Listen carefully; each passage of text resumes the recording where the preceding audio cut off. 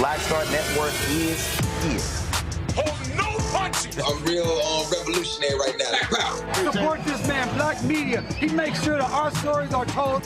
Thank you for being the voice of Black America, Roland. Stay black. I love y'all. All momentum we have now, we have to keep this going. The video looks phenomenal. See, this difference between Black Star Network and Black-owned media and something like CNN. You can't be Black-owned media and be scared. It's time to be smart. Bring your eyeballs home.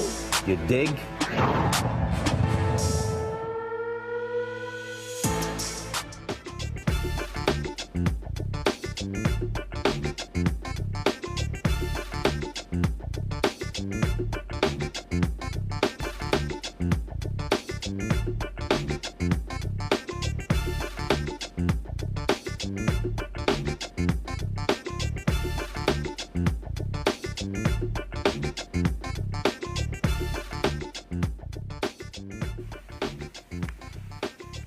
Folks, today's Wednesday, October 16, 2024. Coming up on Roland Martin Unfiltered, streaming live on the Black Star Network. I am here in Elizabeth City, North Carolina, on the campus of Elizabeth City State University.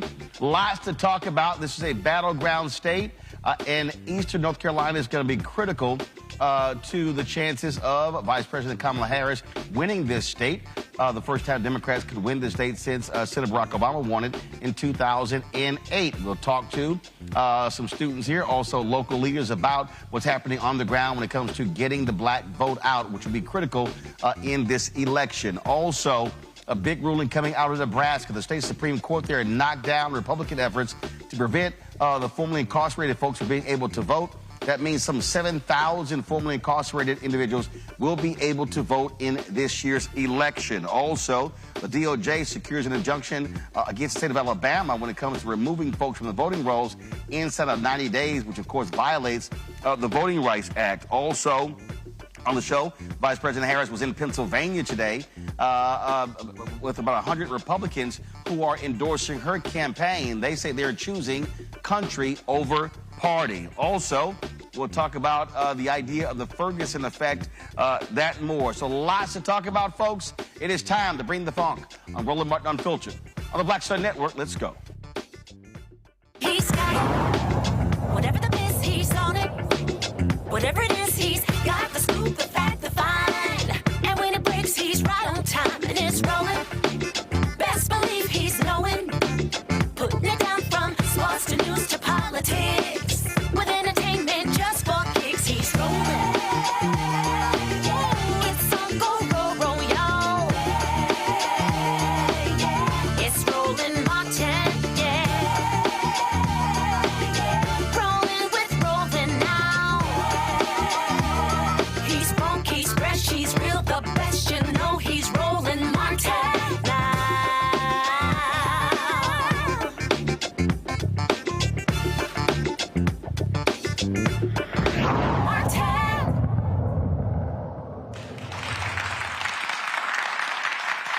All right, folks, we are here on the campus of Elizabeth City State University, the Vikings in North Carolina. Glad to be here. Of course, we were just here on Sunday when I interviewed Vice President Kamala Harris in Greenville at East Carolina University. North Carolina is a critical state when it comes, one of the 7 battleground states that will determine the 47th president of the United States. And you know what? To get things kicked off, let's hear from the sound of class here at Elizabeth City State University. Their band. Let's go.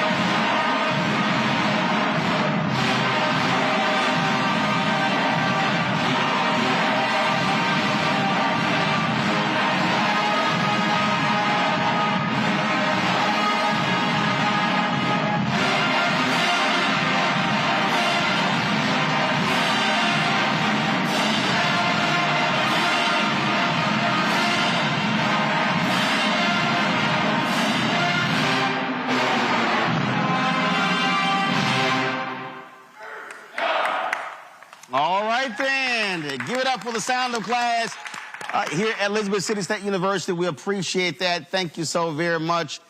We had Fayetteville State on Friday. Now, they put some pressure on y'all now, so Fayetteville State, let's see what y'all gonna do on Friday. I'm just saying. So again, I appreciate that, folks. It's a lot we're gonna be talking about over the next couple of hours. Again, North Carolina is one of 7 battleground states where both campaigns, Harris, Walz, Trump, and Vance are duking it out. When you talk about Michigan, Wisconsin, Pennsylvania, North Carolina, Arizona, you have Nevada as well, plus Georgia. Those 7 states are huge. Of course, early voting in this state begins on Thursday. And we've already seen the results. Significant turnout in Pennsylvania, as well as yesterday, more than 300,000 folks who voted early in Georgia, breaking their single-day record. And so lots on the line when it comes to this election, determining, what is next, the 47th president of the United States. Now, earlier today, Vice President Kamala, first of all, right now, Vice President Kamala Harris is they're airing an interview that she did with Fox News' Brett Baird. Now, me personally, I don't think they should have done an interview with Fox News because when you pay a $787.5 million settlement because you were advancing Donald Trump's lies for the 2020 election, to me, that means that they disqualified themselves from getting an interview, from hosting a debate, or anything along those lines. And in fact, they still are involved in the Smartmatic lawsuit. Well, they were calling into question their voting machines, and so they could very well pay more than $1 billion, even in that particular lawsuit. That lawsuit was actually about $2.5 billion. Newsmax settled with them as well, and so, but that's what's going on. So we'll have some of those clips for you during the show as well. First, though, the VP was in Pennsylvania today. More than 100 Republicans were endorsing her there. And so here's just some of what she had to say today in Pennsylvania. I thank you all for everything that you are doing and the courage you are showing. This is an extraordinary climate right now. And I think we all recognize the courage that you are each showing to speak out so publicly and to put, as we are saying, because we truly believe in country over party. So thank you all. And can we please applaud Bob and Christina and all of the folks on the stage, please. Thank you. Thank you. Truly, thank you. So if you all have a seat, please do sit. Yes. So as I think everyone here knows, we meet in a place that holds a very special meaning for our country. Here on Christmas night, 1776, General George Washington and over 2,000 troops crossed the icy Delaware River in darkness, then marched to Trenton, where they surprised an outpost of enemy soldiers and achieved a major victory in the American Revolution. And after we won the war and achieved our independence, delegates from across the nation gathered not far from here in Philadelphia to write and to sign the Constitution of the United States.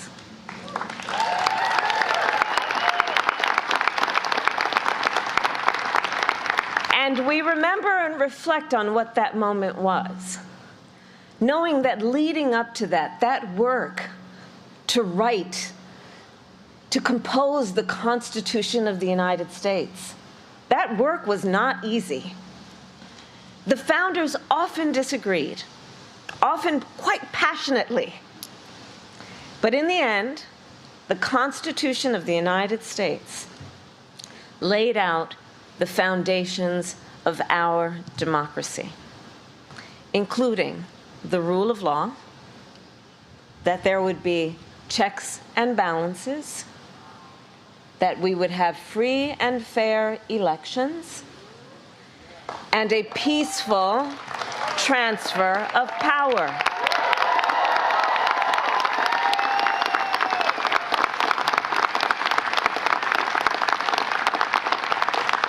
And these principles and traditions have sustained our nation for over 2 centuries.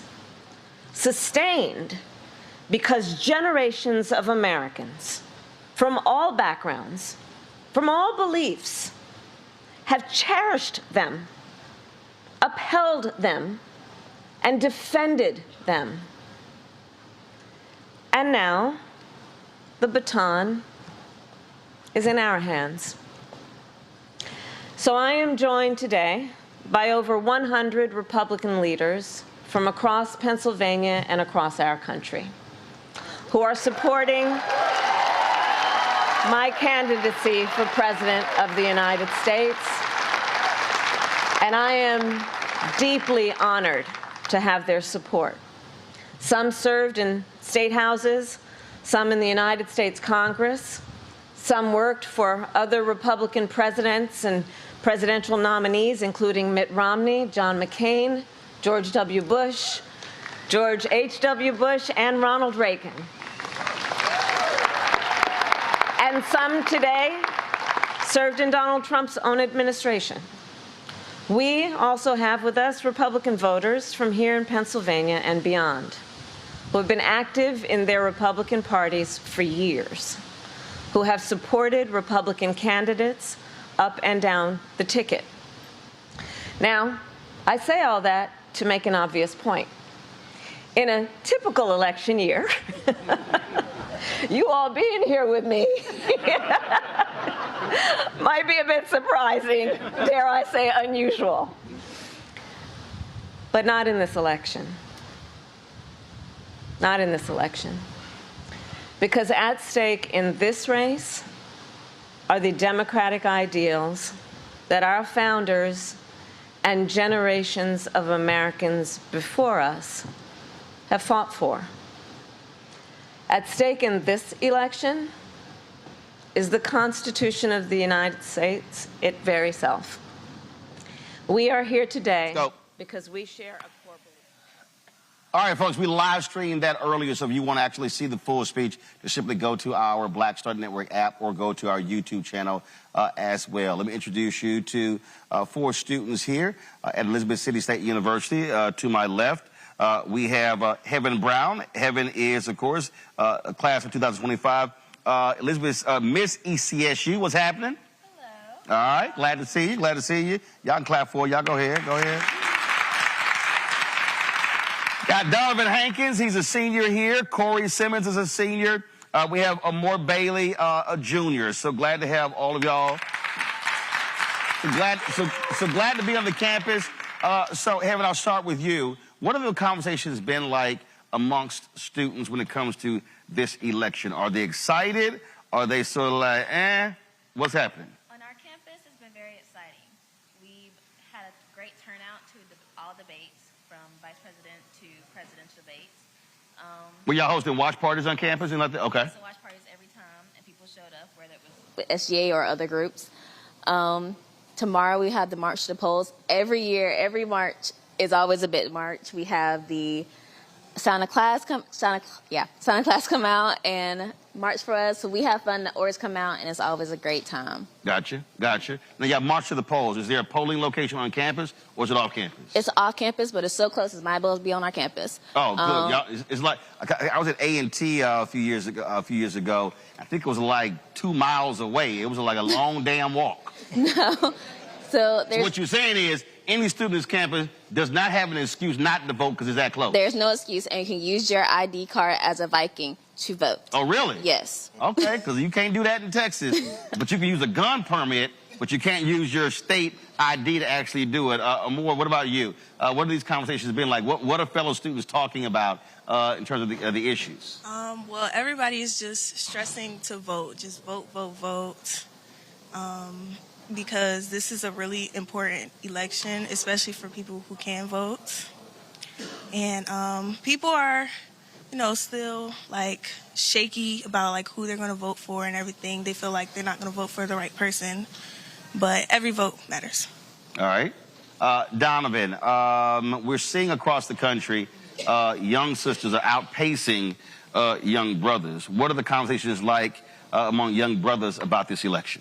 I think on this campus, the conversations, at least that I've seen amongst men, is that we're trying to stress how important it is to vote, because everything from like your city comptroller, like everything from like the books that go in your classroom, whether or not the bus runs by your house, like those are things that can be affected by who you vote for. Y'all gotta educate. Is it the education, Ray? Y'all got a crazy person running for education commissioner. I've been seeing some of her stuff, and I'm like, ooh, Lord, she need to be committed. But that's just me. That's just me. So folks are talking about down ballot races. Yeah, and trying to break through that voter apathy, which is a real big issue in the community. Gotcha. Corey, what are you hearing? What's been talked about? Definitely, like you said, they're stressing voting on campus because this election is very important. Because this election is going to determine pretty much life. I ain't gonna lie. Like, if one person wins, it's like, if one person wins, it's going like, it's two different roads, and we got to determine which road we want to go down. Right. It's important. Well, one of the things that I keep stressing, and I literally did my radio commentary before I came out here, is that Obama won this state in 2008. And y'all weren't even close to school, so that was 16 years ago. But he won this state by 14,100 votes because that was a massive black turnout. And ever since then, you've had efforts in this state by Republicans in the legislature to frankly suppress the vote. I mean, all sort of different efforts. You had a federal judge that literally ruled that was laser-like targeting of black voters in this state. And what I keep saying is, I mean, this is a margin election. So he won by 14,100. So when we say every vote counts, literally, if black folks turn out in large numbers, that could determine who's the next governor, who's the next president. And so is that also being discussed, that every vote does indeed count? Because I've interviewed a lot of young folks across the country who say, well, I just don't think my vote counts. And I keep saying, look at the numbers, it can actually be the difference. Yes, we've definitely stressed it. And what I normally stress to students is that we're 20-something years old. We have about 50, 60 years left in this country to live. This election matters to the rest of our lives. When we graduate, this is the economy we're graduating into. This is our vote. My first president was Obama. I don't remember any other president. So it's important for us to make this vote count, and our voice does matter. We try to forget the one that came after him, too. But I understand your point. I understand your point. But you're right, because I was asked about this, and I said, someone asked me, they said, well, you know, what's your motivation? And I said, listen, I could easily say whoever wins is not going to have a material impact on me personally. I said, but I'm doing all I can because I have 9 nieces and 4 nephews. And literally voting in an election, Donovan, is really the next 20, 30, 40 years.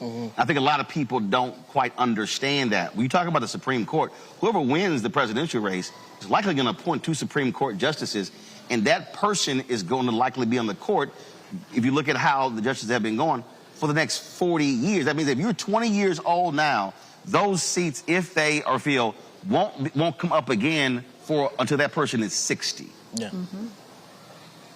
So is that on the minds of folks? I think it's on the minds of some students on this campus. I know some people are more politically adept as to what it comes to what their vote means. I know it's on my mind, but it may not be on everyone's mind. So I think it's important that we go out of our way to make sure that everybody knows that the vote is just more than just turning up to the polls. It's about the future, your children's future, because all that stuff is inherently connected to itself. So Corey and Moore, okay, take me through this. Have y'all encountered students who don't want to vote, and what are y'all telling them? Yes, I have definitely encountered like plenty of people who don't want to vote. And what are you telling them? Well, my mom has this saying. She says every time you don't vote for somebody, it's a vote for somebody else. Right. And so I tell them, like, my mom's saying that you don't vote, you can't eat at this house. Oh. And I'm with her on that. I'm with her. That's right. And look, I'm a firm believer. You cannot come to Sunday dinner unless you bring your "I voted" sticker. But I just let them know, like, because everybody doesn't have the luxury to vote in other countries. This is a very, like, it's kind of free country, but it's a very free country. So the fact that we have the luxury to vote, we should just go out and vote. And I tell them that it's very important because even though, like, the presidential election is, like, the election everybody, like, kind of goes out to vote for, other certain smaller elections are important too. Right. And so they should think about this, think about, like, not voting for, like, prices and other stuff that affects us daily by the...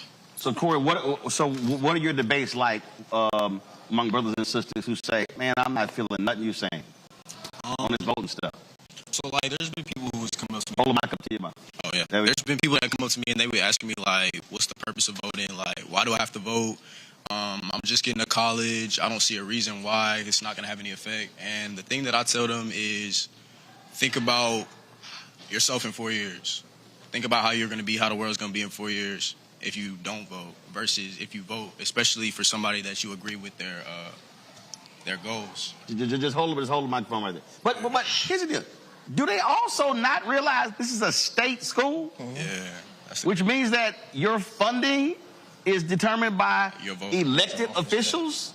So if anybody's saying, I don't understand why voting doesn't matter, it's called buildings, facilities, it's called resources. I mean, this school is directly tied to who in the legislature and the governor's mansion. Yeah, I just feel like some people, they don't look at the bigger picture. They just look at the surface of things. Like, one thing that I say, like, that I've been living by, I always like to dig. Like, I look underneath everything.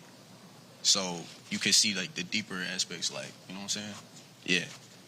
I'm asking each one of you, most important issue this election season. I'm going to start with you. Most important issue? Most important issue.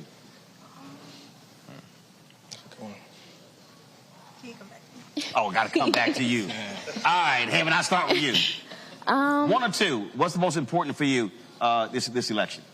I think education in general, a lot of things have been being put in and taken out of the education system, and we got to make sure that everyone gets the same education. And then women's rights. As a black woman, I feel like it's been attacked a little bit this past couple years, and we got to make sure we're all protected. Just a little bit. We've been attacked. So definitely women's rights for me. All right. Donovan?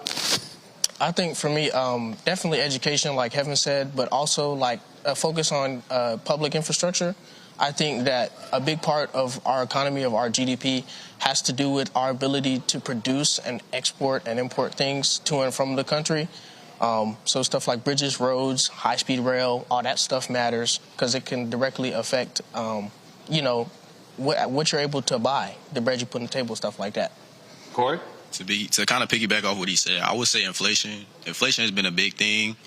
I think they're trying to bring the prices back down a little bit because they have been like skyrocketing it, and that's kind of like. Well, yeah, a lot of corporations that made a whole bunch of money with major corporate profits by jacking prices up. Mm-hmm. So most people don't even realize the president the president doesn't determine prices. Right. So it's amazing these people who say, well, prices were down when Donald Trump was president. Well, they were down when Obama was president, but a president that doesn't determine those prices, those are individual companies. Mm-hmm. And they made a lot of money in the last 2 years.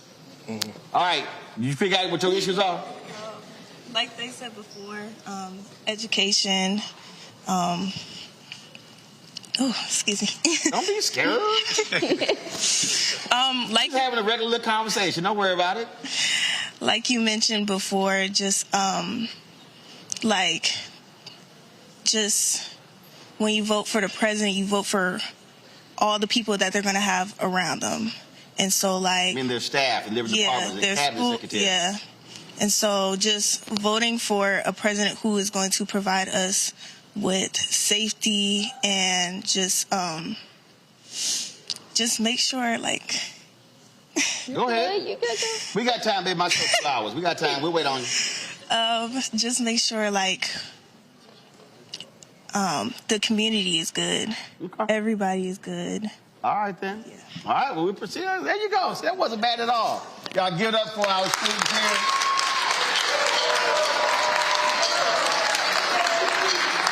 I'm gonna go to a break. We come back. We're gonna talk some more. I got a panel Our virtual panel that's back in the studio, because we got some additional panelists who are here as well.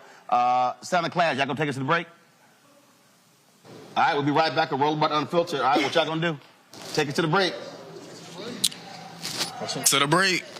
No, no, me, you're supposed to play something to the break. Oh, what you want to play? Hey, we about to go set our right now. Yeah. About to go right now. Well, the half of y'all that got them play something. The half of y'all that got them play something. Give me a trumpet solo there. One of y'all got skills? I know one trumpet player got some skills. What y'all gonna do? All right, let's turn that camera around. Antoine, turn the camera around. No, hold up. I'm gonna make y'all come up here in the lights. Y'all come up here. I'll make y'all come up here.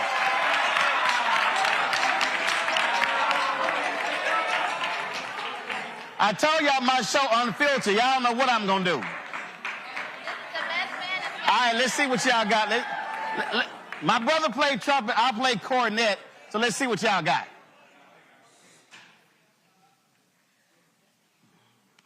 All right, let's see what y'all got. Y'all need me to direct?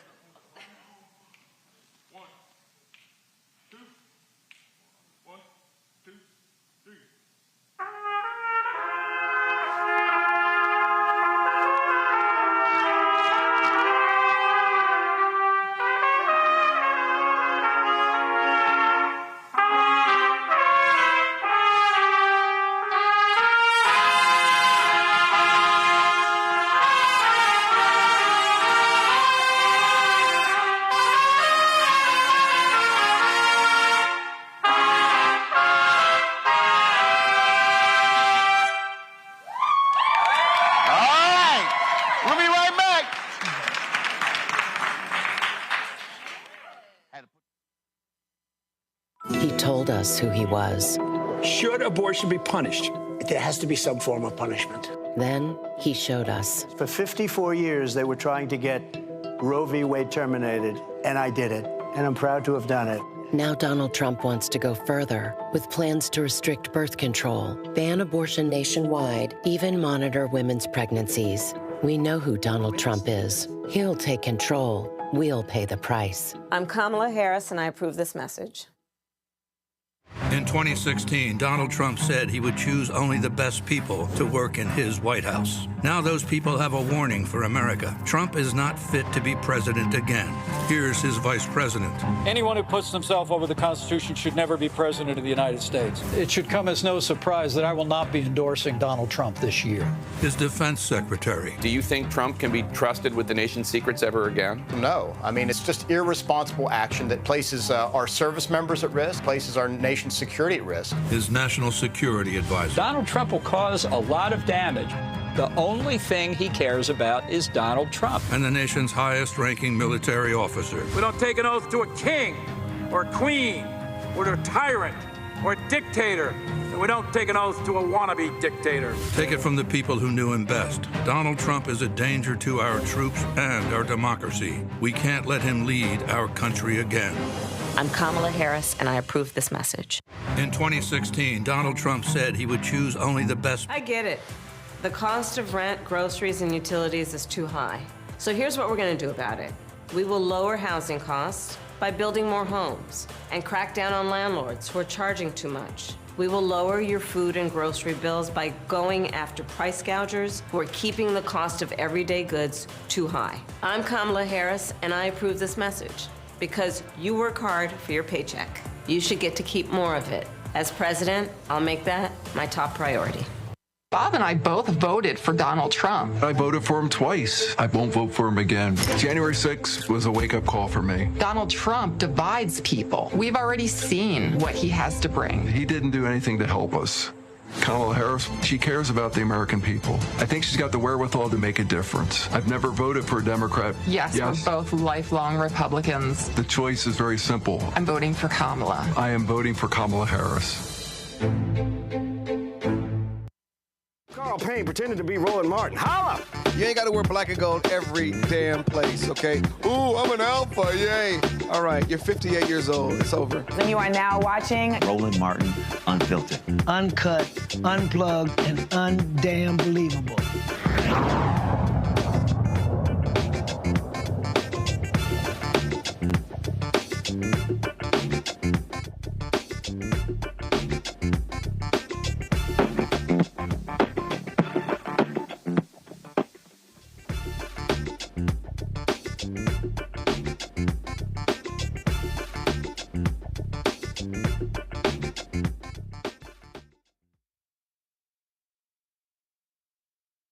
We back on the show, but we taking this alpha photo, so it's an alpha host, and y'all gotta wait. All right, here we go.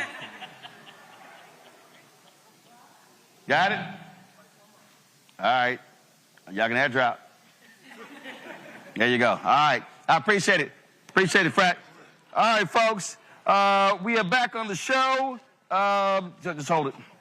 So let me go introduce our panel in the studio. Rebecca Carruthers, Vice President, Fair Elections Center out of Washington, D.C. Patillo, host People, Passion, Politics, News and Talk 1380 WAOK out of Atlanta. Jade Mathis, Counsel, District Legal Group out of D.C. Glad to have all three of you. Rebecca, I'll start with you. Vice President Kamala Harris sat down with Bret Baier of Fox News. So, all right, since everybody's whining and complaining about her going on the Fox, when is Trump going to sit down with MSNBC, CNN, and I know he's not going to come on this show? Well, I'm not going to pretend that I speak for Trump or the Trump campaign, so I can't answer that. But one thing that I will say, whether people like it or not, the majority of people are getting their information from non-traditional sources. Americans going into the elections just watching their local news station to get information isn't what's happening, especially with some of the Gen X, the millennials, and most certainly with the Gen Zs. But watching the Harris campaign actually go to more non-traditional and digital sources of media, we'll see in less than 3 weeks if it pays off and if that's the strategy for the future for candidates running for president in this country. Robert, it is very interesting again when you look at the political people. They always this one always cracks me up. They always make demands of Democrats. They don't make demands of Republicans. And we saw Trump. He just canceled on CNBC. He's supposed to be on yesterday. Then he didn't go on. He's been canceling other interviews. Sounded to me like somebody's a little squirrely when it comes to, the ability to actually have conversations. Well, I think what we're seeing is kind of the one superpower Kamala Harris has in this race. Yesterday, I was up in Detroit with Congressman Jonathan Jackson, with Minnesota Attorney General Keith Ellison, speaking with workers and union members about raising the minimum wage on the federal level. At the same time, Reverend Jesse Jackson, who's in his 80s, was in Columbus, Ohio, meeting with clergy and community leaders. Everyone's headed down to North Carolina A&T to appear at homecoming. You have Barack Obama in Western Pennsylvania talking to black men. You have Kamala Harris sitting down with Fox News. This is what happens when you have a broad base, when you have a big tent party, where you can talk to all parts of America and be accepted in all parts of America, where you have an agenda that reaches out to the middle class and talks about building our economy from the bottom up and the middle out and not trickling down. We talk about bringing people together, not trying to divide them along lines of race and sex and ethnicity and age and income brackets. And this is why we see the MAGA movement becoming so small. The fact that you have more Republican presidents supporting Kamala Harris and supporting Donald Trump tells us a lot about what's going on in this country. That when you have this small movement, this small angry movement that talks about jailing their political opposition, that talks about putting together a purge that would give one day to take care of those people. When you talk about building concentration camps for 20 million people that you're going to round up door to door, what you call the largest mass deportation in American history. And the original version of it was called Operation Wetback under the Eisenhower administration. When you have that on one side of the aisle versus someone who can articulate a message about uplifting people, this is what makes the Harris campaign so strong. And this is what makes the Democrats' opportunity of taking back both the House and Senate also strong going into the general election. And of course, Jade, like clockwork, the likes of Megyn Kelly and Will Cain, all those people whining, complaining about, oh my God, how Harris couldn't answer any of these questions. Well, I guess she could have used Trump's weave answers or some of the other stuff. I mean, look, here's the reality. When you have 40 individuals who work for him now say he should never be back in the Oval Office, that is, I believe, one of the greatest indictments of anybody. When even your own vice president refuses to endorse you, probably because you tried to let him get killed. Yeah, and it shows, like, you know, leadership, poor leadership, right? A reflection of poor leadership, because the people who were once under your leadership, and it's several people, it's dozens of people, right? It's not 1, 2, 3, 4, 5. It's almost 40 people saying that. Also, this is astronomical, the support for the Republican Party for a Democratic candidate. And I think that's another thing. So, yeah, they can always comment about she's not answering certain questions, but his answers to certain questions are going to be an impromptu concert, right? A 50-song concert, right? A complete random rant about nothing, and it's going to be a concert. So if that's the comparison, then yes, I prefer him not to take the stage and to answer questions that we actually need answered in front of the Democratic Party. Oh, absolutely. And I'm just sort of laughing, Rebecca, at the likes of this idiot Joe Concha, Will Cain, and all of these folks. Again, let me just remind people, Fox News paid a $787.5 million settlement because they routinely advanced Donald Trump's lies about the 2020 election. They knowingly lied. And then they even Brett Baer, who interviewed Vice President Harris, there are emails where he said, hey, maybe we should pull back from this because our audience is not happy that we actually called the election for Biden. They still are involved in the Smartmatic lawsuit. So let's be real clear here, Rebecca. Vice President Harris did not talk to a news organization today. She talked to the propaganda arm of the Republican Party. It is you could call it a propaganda arm, but it's also a network that a lot of folks who are actively voting now and going to the voting booth on or before November 5th, they watch, they plug in. I mean, but we also have seen studies that show if you're an avid Fox News watcher, you are worse off and you know less about what's happening in this country than before you started to tune in. So it's kind of half a dozen in one hand, 6 in the other.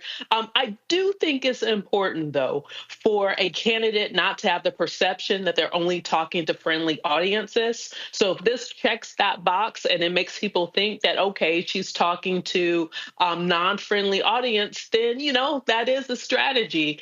But I don't think anyone in your audience, Roland, would say that Fox News is the harbinger of truth and factual information.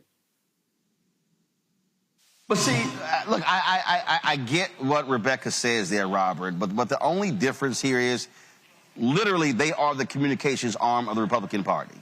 And Brett Baer, after they announced he was going to have the interview, he literally was fighting back people who were mad at him and complaining about misinformation. I'm like, dude, that's what your network does. Your network is the leading disinformation platform out of all in America. So it's no shock their audience are full of nutcases because they're fed that stuff every single night and day. I understand, but I think it's important to talk to all audiences. And there are good people at Fox. Neil Cavuto's great. Shannon Bream is great. Brent is often fair in his interviews. And I think you have to separate those from the kind of the Jesse Waters, Laura Ingrams, Sean Hannity's of the world. And at the end of the day, those Nikki Haley voters who don't like Donald Trump, they're watching Fox News. Those Romney Republicans that are going to be crossing over, they're watching Fox News. The people who are Liz Cheney and Dick Cheney supporters who endorse Kamala Harris, they're watching Fox News. So if you can get 1 out of every 1,000 people to potentially consider switching over, that might be the margin in one of these swing states. And that shows the broadness and the strength of the Harris campaign, the Harris wall ticket, because Donald Trump knows he can't step into the arena on Roland Martin Unfiltered. He can't step into the arena on any network that isn't completely in the tank for him, because as we've seen in the last week, he melts down at even the slightest question because he understands that with any pushback, his answers fall apart. Look, absolutely, and I just think that, again, Jade, fine, they did it, you move on, but you got to call a thing, and that is a network that actually is filled with a bunch of liars, and they lie every single day. And people tune in, quite frankly, to watch that and to hear those lives, right? People are probably been following Fox for decades, the people who are currently watching, or they have some new watchers, I'm sure. But they tune in to hear that bash train, that hate train. They're tuning in to hear a particular thing, so Fox News has to give it to them. Yep, that's exactly what happens. All right, folks, going to go to a break. We come back. We're going to talk about a lot more election stuff happening. DOJ gets an injunction out of Alabama. Huge ruling by the Nebraska Supreme Court when it comes to voting rights for formerly incarcerated folks there. And then we'll talk about what's happening on the ground here in North Carolina, in eastern North Carolina as well. We're broadcasting live from the campus of Elizabeth City State University. Folks, this is Roland Martin Unfiltered on the Black Star Network. Don't forget to support the work that we do. Be sure to join our Bring the Funk fan club so you're checking money order. P.O. Box 57196, Washington, D.C., 20037-0196. Cash App, $RM Unfiltered. PayPal, R Martin Unfiltered. Venmo is RM Unfiltered. Zelle, Roland at RolandSMartin.com. Roland at RolandMartinUnfiltered.com. We'll be right back.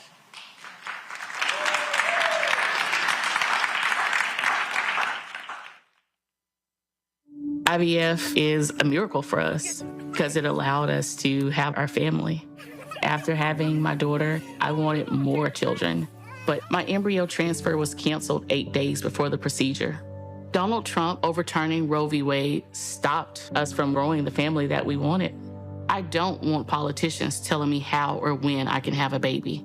We need a president that will protect our rights, and that's Kamala Harris. I'm Kamala Harris, and I approve this message. Of 100 Republicans who worked in national security for Presidents Reagan, both Bushes, and for President Trump, now endorsing Harris for president. She came up as a prosecutor, an attorney general, into the Senate. She has the kind of character that's going to be necessary in the presidency. Vice President Harris is standing in the breach at a critical moment in our nation's history. We have a shared commitment as Americans to do what's right for this country.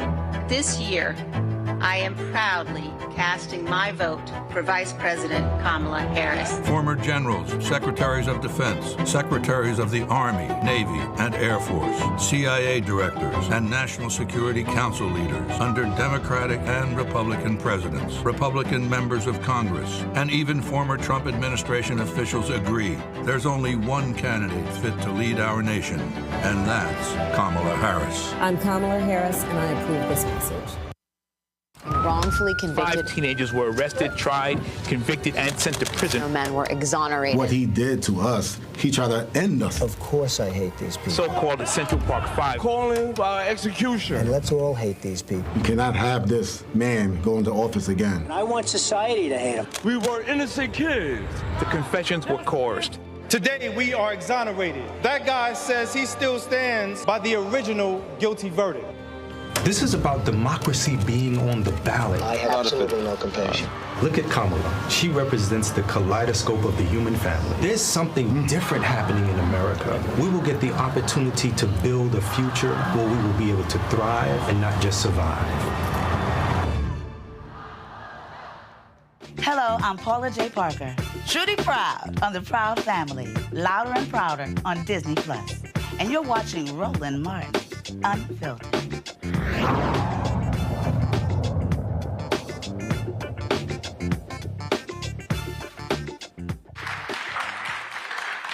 Double checking. They have both of your names. All right, folks, we are back. Elizabeth City State University. As I keep saying, North Carolina is going to be a crucial battleground state. And we're already seeing it. Millions of dollars are being poured into this state. Television, radio ads, folks on the ground. Early voting here starts tomorrow, and so we look forward to that. Right now, we got 2 guests here. Introduce yourself. Tell the folks who you are. Good evening. I am Keith Rivers. President of the Pasquotank County branch of the National Association for the Advancement of Colored People. And we just want to say thank you, Roland, for being here in the rural part of northeastern North Carolina. Appreciate it. Kirk Rivers, mayor of the great city of Elizabeth City, North Carolina. Take each other to know each other. Ever since I've been born. Gotcha. That's why I couldn't introduce y'all. I want y'all to introduce yourselves because everybody watching they brothers. So it's like let y'all know that. So let's talk about this. Let's talk about this election.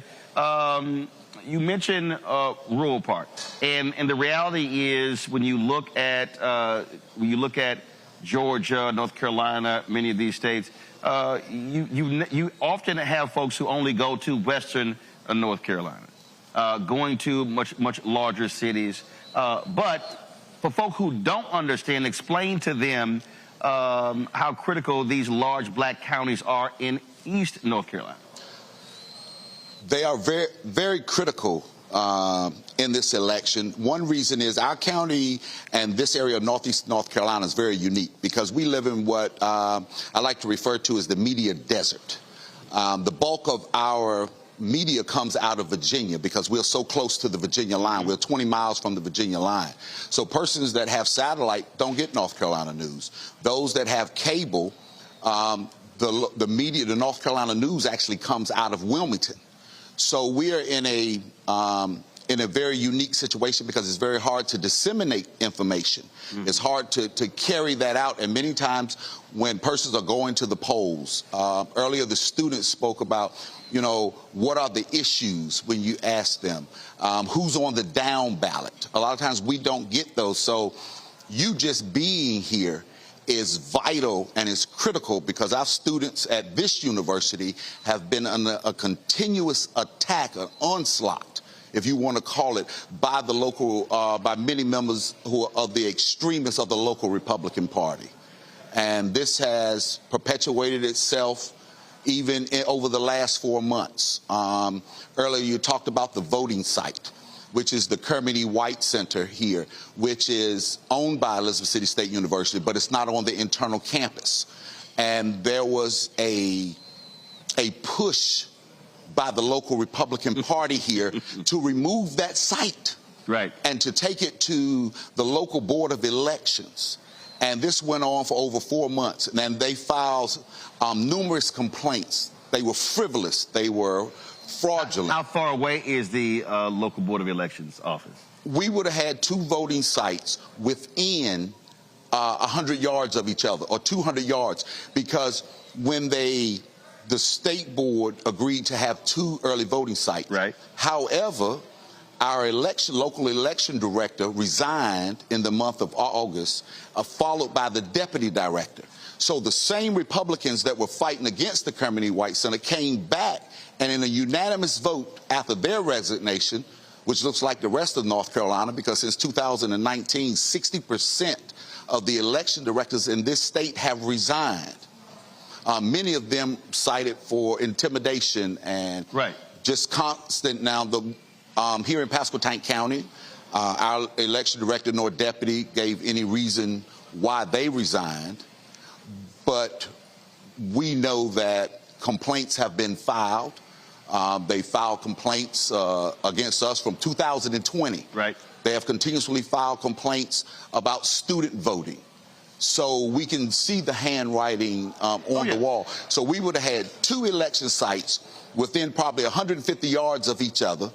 But yet, when the director and the deputy director resigned, it was a unanimous vote. And the Republicans said, okay, well, let's go to the Kermit E. White Center. And they've already started in talking about some of the things that they want are so unrealistic. The lighting on the building. They don't feel safe. Why don't you feel safe?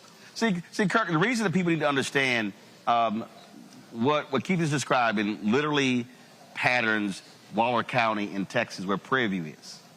Same thing. And it's the same thing, I mean, in Fort Worth, in Arlington, Texas, University of Texas at Arlington, which is a PWI. But the Republican Tarrant County judge, he wanted to remove the early voting location off of the campus of UTA. You're talking about a university with, 10, 20,000 students, and you go faculty, plus it's easily accessible for the public because of parking as well. I remember, I think it was 2012 or so, I can't remember the year, there was a clerk in Wisconsin who admitted to purposely moving an early voting location off of a college campus because too many of the white college students were voting Democrat. And they moved it out to a place far away that had a small parking lot, and because they wanted to frustrate people. And so for people who don't understand, and I've been covering what's been happening in this state going back to 2008. After Obama, this state used to have low voter turnout, but there was massive engagement, maximum turnout in 2008, and Republicans said, oh, hell no, we can't have this. Right.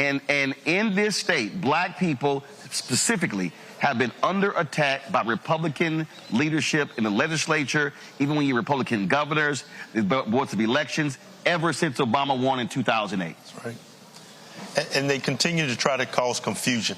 Elizabeth City State University, we're home of the mighty Vikings.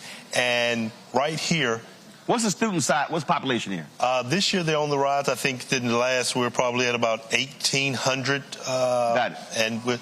But the key is... You say higher. What's the number? 2,000. There we go. 2,200. There we go. 2,200. So when don't leave out the other 472. Exactly. When I was first elected, right out of graduating from Elizabeth City State University, from that point, I was elected to be city councilman. From that point right there, the Republican Party has been filing suit against ECSU, causing confusion. And wasting money. Exactly. And then about 6 or 7 years later, we had a student to actually run. And he was successful to take my spot. Well, what took place right after that? They've been constantly trying to keep students from voting here in Elizabeth City because of the fact that they were planning to have a Republican control, just like you talked about, because it's bigger than the city of Elizabeth City. But we have to make sure that we continue to let our students know that they are the power, that they are the strength, that if we get them to turn out and vote, to exercise, to be a part of this democratic process, then we begin to make a change. But as long as we stay divided, as long as we allow confusion, students, older people, they shy away from that. And that's something that I continue to applaud the NAACP, because they're constantly fighting to make sure that our students know IDs, constantly bringing election officials out to the campus to have informative sessions on how to register, not to just be kicked out because you put the wrong box. But that's one of the things that I'm just so proud to make sure that I'm always on the campus visiting the students, because I want them to know that they are very valuable to the future of Elizabeth City and North Carolina and the entire presidential process. I'm going to have my panel ask some questions here after this here. But I mean, here's the thing, again, that people don't understand in this state. They were so dastardly, they split North Carolina A&T into 2 congressional districts. We used to have that. I can't think of any other place in the country where a university would sit in 2 congressional districts because Republicans in this state were afraid that North Carolina A&T, being the largest HBCU in the country, that if they voted as a voting bloc, they could literally determine that member of Congress, they could determine the mayor of that town. And that's really what we're talking about here, Keith. We're talking about, and this is why I keep saying to black folks, if we understand maximizing our voting power, if you're talking about in this city, a block of 2,200 students plus staff, faculty, and then other folks. I mean, you're talking about a massive voting block. Right. And that's the thing that they're scared of. But if we maximize our power, we could be sweeping elections. Yes. Right. And this is not just unique to this election. Students at Elizabeth City State some years back were even subpoenaed. Right. You imagine you send your child to college, they go out and vote, and then somebody walks in and hands them subpoenas. The sheriff's department walks in and issues subpoenas, and the students then are have to go in front of a hearing. And that just didn't happen once, twice. It has happened 3 times. And that's that type of intimidation that is taking place in northeastern North Carolina that really mirrors what's going on. It's just exemplified here because many times that media desert that we live in, it's not covered. It's not talked about. And when you're in small and rural areas, because we don't have a lot of the resource, because we don't have numerous social justice organizations, it is very easy to target individuals. But, you know, there's a saying, I may be nonpartisan, but I'm political as hell. And we're going to protect these students. We're going to protect them as they go to the polls. We're going to protect their rights. We're going to be there for them. And that is so important because when I do talk to the students, I let them know that it was young people in the 60s. You know, when they look now and they see Dr. King, they think about him as an older gentleman. But Dr. King was 25. When we look at Selma, when we look at Bloody Sunday, that was John Lewis under the age of 21. That was the young people that made the difference. And this is what they have to know, that they make the difference, and it is their right. If they want to vote, they're going to vote. They're going to be protected. The Pasquotank branch of the NAACP, along with many other persons in this community, the state NAACP, we're going to ensure that when they go to those polls, that they're going to be safe, they're going to be protected, and that they're going to cast their vote for whomever they so choose. But they have to know, and that's why, again, Roland, we're just so excited that you chose to be here so that these issues can come to forefront. You know, we were here when Andrew Brown Jr. was murdered, and young man was shot in the back of the head, and the deputies went back to work here in Pasquotank County. But we took that pain, and I want our students to know and everybody to know, we took that pain and turned it into political power. Because at the very next local election, my brother became the mayor. 5 out of the 8 seats on city council were black people. Okay? And it's always not necessarily about color, but it's about people with like interests. Right. But we took that pain and turned it into political power. And Kirk, that's the thing that I'm always, earlier I said it's math. And when you talk about politics, if you got an 8-member city council, you need 5 votes. That's right. If you got a 9-member school board, you need 5 votes. If you got a 7-member county commission, you need 4 votes. Right. And it's important for any student, any middle-aged person, any senior citizen to understand that it's a numbers game. That's right. If you look at many of these places where you have 35, 40, 45% African-American, in some places 50, 60, we could literally be running the table. So when people talk about, well, our issues are not being addressed, well, if you don't vote, it's a guarantee they won't be addressed, and then we can control it. And it doesn't, listen, I was in Montgomery, Alabama, and that was a white woman who was hardcore about making sure kids in that predominantly black city were being educated during COVID. I was at Alabama State a couple of weeks ago, and she was there, and she thanked people bringing her on the show. And so, bottom line is, there are white folks of conscience, there are Latino folks of conscience, Asian folks of conscience. You talk about it's not about race, it's about like interest. But if we let folks sit on the couches, then you literally can't change anything in the city, in the county, in the state, in the country. That's right. It's about the numbers. And other people recognize, but sometimes we're last to recognize that if we come together, if the students come together, 2,200, we have about 3,000, 3,200 on a city election for a mayor out of about over 20,000 residents. You're saying in the city election, some 3,300 folks cast ballots. Voted for mayor. Voted for mayor. Voted for mayor. So this campus could literally change. Pick the mayor every 2 years or 4 years. Every 2 years. Every 2 years. Every 2 years. Even down to our representative for the House. 1,200 State House. I believe Howard Hunter lost on his last election by I think about 1,200 votes. 2,200 changes the election cycle. Takes one.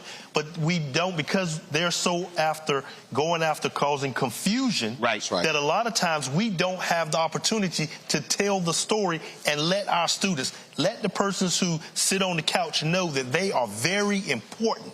And that's what, I think that's what I tell my brother, that's their game all the time. Keep causing confusion. That way we don't have opportunity to educate. And once you tell people and empower them through educating, telling them what's going on, now they get motivated. Now they're trying to learn. And once you get, when you had these students up here, I was just listening to some of them talk, and I was becoming energized because it's great to hear students talk. A lot of times, older people only once talk. But when you hear students that they begin to understand that they control the power, that they can dictate what takes place in the state of North Carolina, in Elizabeth City, that's power. That's power that we have to tap through all. And North Carolina we're the largest, have the most four-year historically black colleges in our state than any other state. If the students come together and decide and push an agenda, everyone would be able to get their agenda. ECSU could have multiple buildings, more funding, if the students come together, but they have the power, and that's why we're glad that you were able to come here, come to the campus of Elizabeth City State University, because as Elizabeth City, as the mayor, the one thing that I let everyone know, we're proud to say we are the home of the mighty Vikings. We're recognizing, I love to come out and talk to our students. I try to bring multiple people out because they are the economic source that's in our city. They are the voting base in our city. We need Elizabeth City State University, and I'm a mayor that has no problem with saying that because I want the students to know that they are a valuable asset here. Well, you also need it because this university is a major economic generator to this city as well. Robert, I'm going to go to you, Robert, because when Moral Mondays was taking place here, being led by Reverend William Barber and others, what was very interesting about that is I never forget, I spoke a couple of years later. It was Reverend Barber's last NAACP state conference dinner. And there were a group of 3 or 4 white women, and they said, I bet you never thought you would meet 4 white women as founders of an NAACP chapter. And they talked about founding this chapter in the mountains of North Carolina because through Moral Mondays, there were white folks who said, wait, they talking about the same stuff that I'm being impacted by. And so what you saw was what began as a largely black Moral Monday movement begin to totally change. That's what I'm talking about, how when you focus on those issues, how North Carolina literally can change as opposed to being a red state. You're absolutely correct. Now, I think that when we look at the expansion of the map that Kamala Harris has exhibited since she got into this race, and then you can't ignore, Mark Robinson is there. And he is a entity on the Republican side. And for our Christian conservative voters who might be watching, I want you to think to yourself the fact that Mark Robinson will probably still get 40% of the vote in North Carolina, despite saying he's a black Nazi. He will still get 40% of the vote. So for our guests, I would like to ask, what are you hearing in response to kind of this extreme MAGA agenda? And for people who are still undecided, have you talked to them about what Project 2025 is going to do to affirmative action? Have you talked about what it's going to do to HBCU funding? What are people saying when you talk about the agenda that the other side of the aisle has?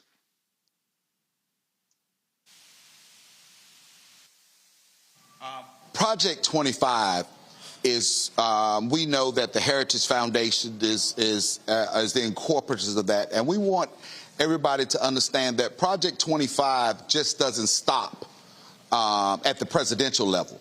It also drifts down to governor's level, to the mayor's level. We can look back when we had the governor here, McCory. One of the first things he did was put all law enforcement under the Secretary of Public Safety, which is right in line with what went on with Project 25. So we want our young people and the people in the community, we try to ensure that we educate that this is also about the down ballot. And that this is not just related at the presidential level. This is not just, Project 25 is just not about Donald Trump. It is about a continuous attack on voters, young voters.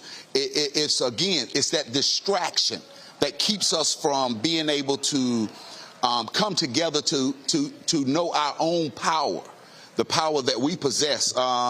Quickly, I did an op-ed a little while ago when the election director resigned.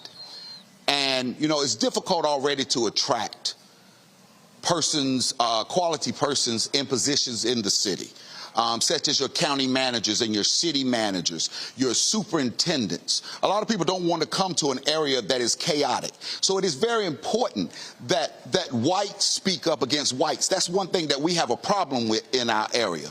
You know, when it seems that the only time something goes wrong in the local area, it's always the blacks at the forefront. But yet I can't remember the last time that a white person was held accountable by white people.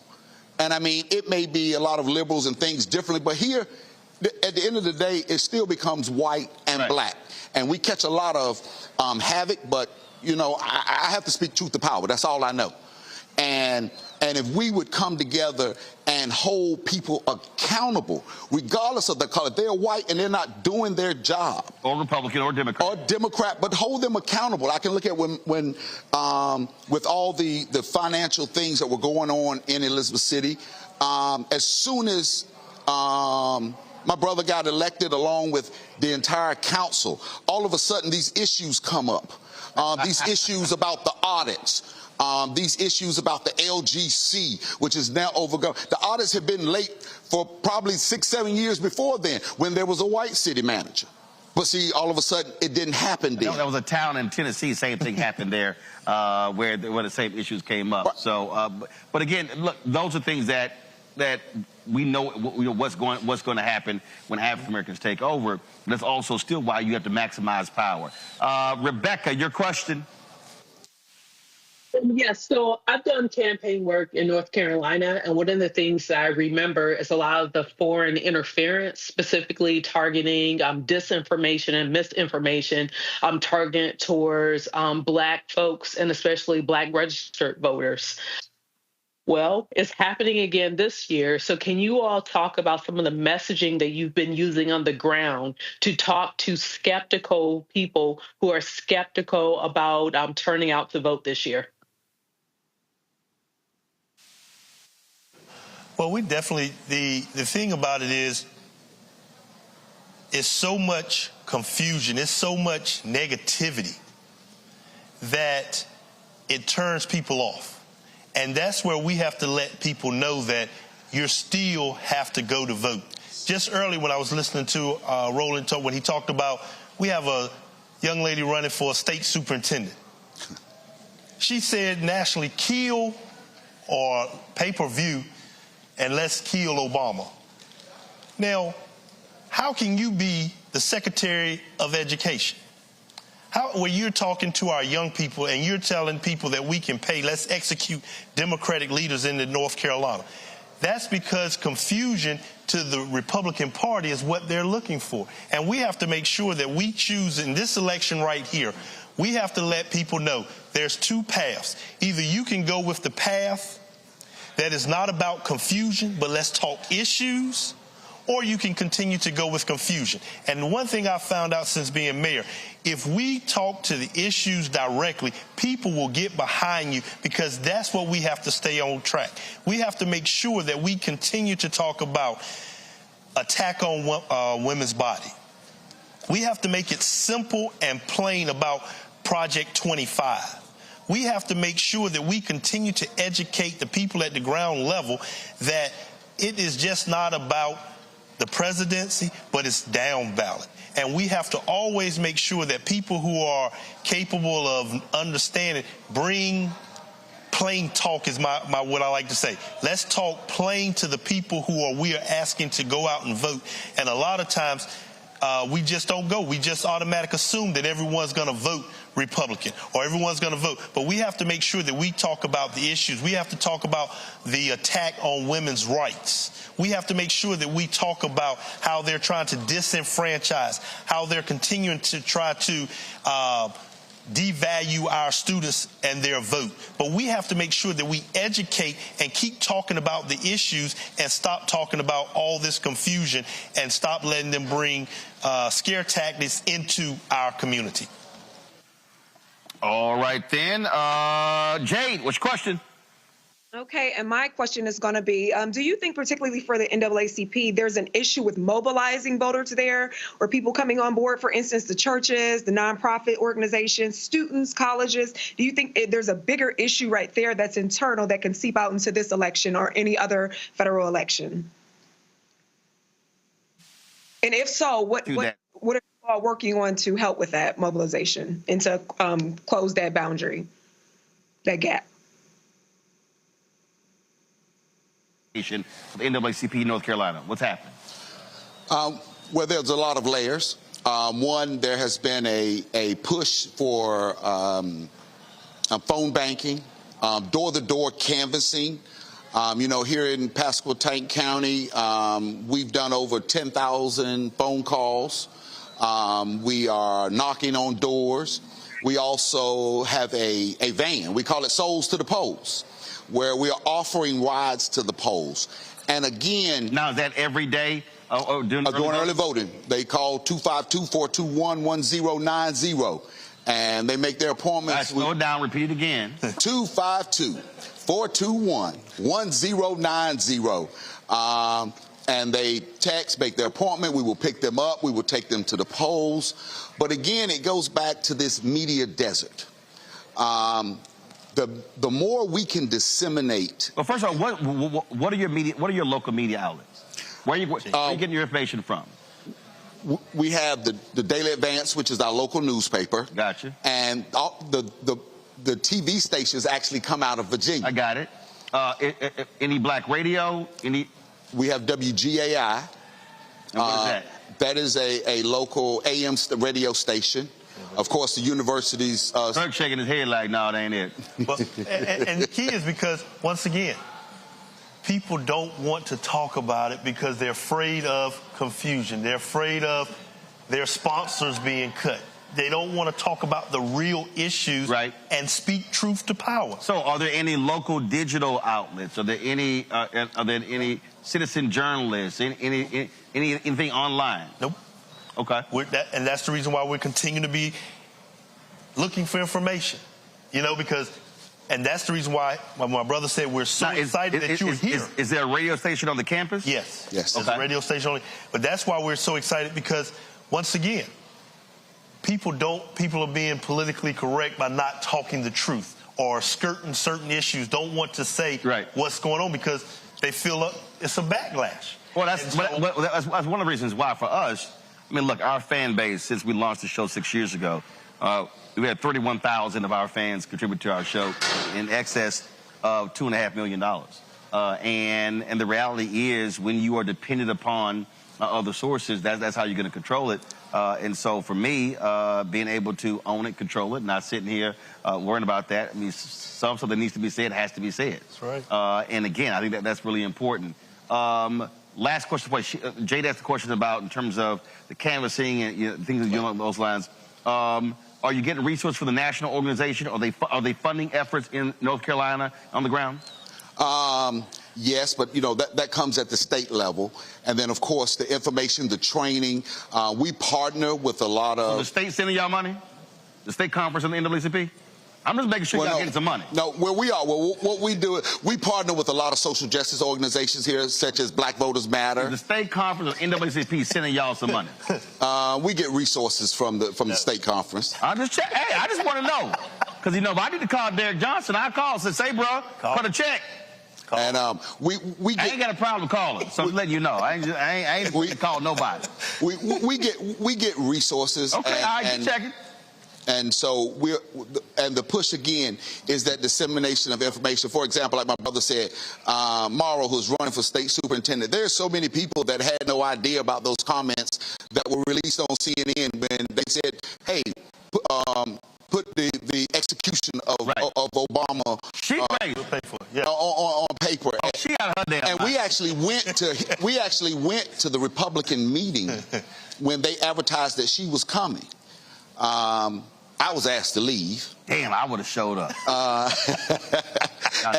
But we kept enough people there to hear, and people need to know this. When somebody is talking about, executing the governor, Roy Cooper, executing Biden, and how can you, and now you're saying that you're going to be the state superintendent? Right, of all education. Of all of education. And you illiterate. And so schools of child. I ain't got a problem. Hey, listen, I ain't got a problem. There's some things y'all can't say. I ain't got a problem saying it. Hell, she was sitting right here. I said it too. You illiterate. So first of all, let me thank both of y'all. I appreciate it. We're glad to be here. And again, we're going to keep. Our whole point is simple.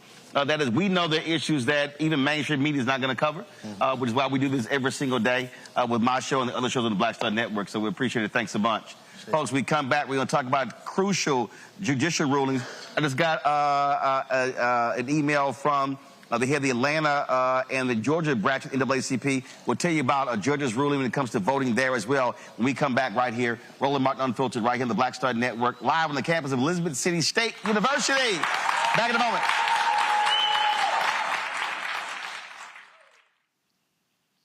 Here's a 78-year-old billionaire who has not stopped whining about his problems. Oh, she had a big crowd. Oh, the crowd. This weird obsession with crowd sizes. It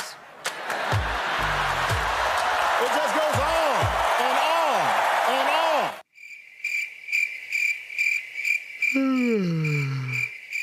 America's ready for a new chapter. We are ready for a President Kamala Harris. I'm Kamala Harris, and I approve this message.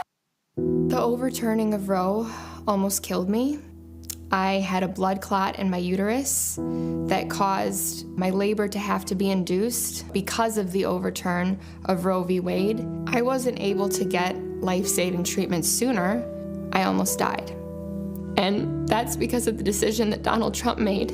I was able to get Roe v. Wade terminated, and I'm proud to have done it. The doctors and nurses were afraid that if they treated me in the incorrect way, that they would be prosecuted for that. And that's appalling. Donald Trump says that women should be punished.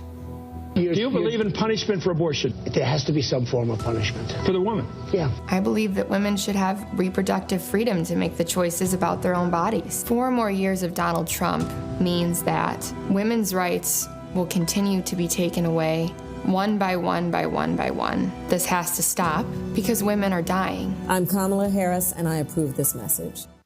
Jill Stein, Green Party candidate for president. So why are Trump's close allies helping her? Stein was key to Trump's 2016 wins in battleground states. She's not sorry she helped Trump win.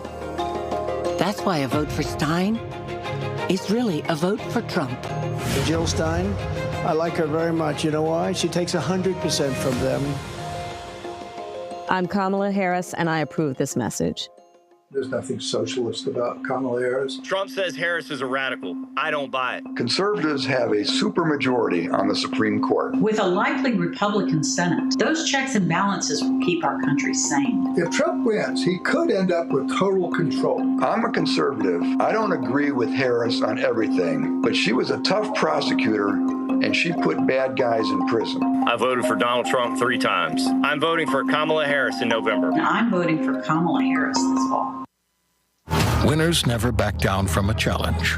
Champions know it's anytime, any place. But losers, they whine and waffle and take their ball home. Trump now refusing to debate a second time. He did terribly in the last debate. He's so easily triggered by Kamala Harris. Well, Donald, I do hope you'll reconsider to meet me on the debate stage. If you've got something to say it to my face. I'm Kamala Harris, and I approve this message. He told us who he was. Should abortion be punished? There has to be some form of punishment. Then he showed us. For 54 years, they were trying to get Roe v. Wade terminated, and I did it, and I'm proud to have done it. Now Donald Trump wants to go further with plans to restrict birth control, ban abortion nationwide, even monitor women's pregnancies. We know who Donald Trump is. He'll take control. We'll pay the price. I'm Kamala Harris, and I approve this message. Winners never back down from a challenge. Champions know it's anytime, any place. But losers, they whine and waffle and take their ball home.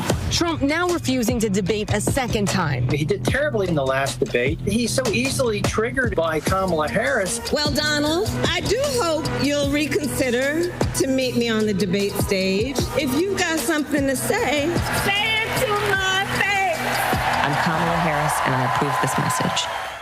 Hi, I am Tommy Davidson. I play Oscar on Proud Family, Louder and Prouder. I don't play Sammy, but I could. Or I don't play Obama, but I could. I don't do Stallone, but I could do all that. And I am here with Roland Martin on Unfiltered.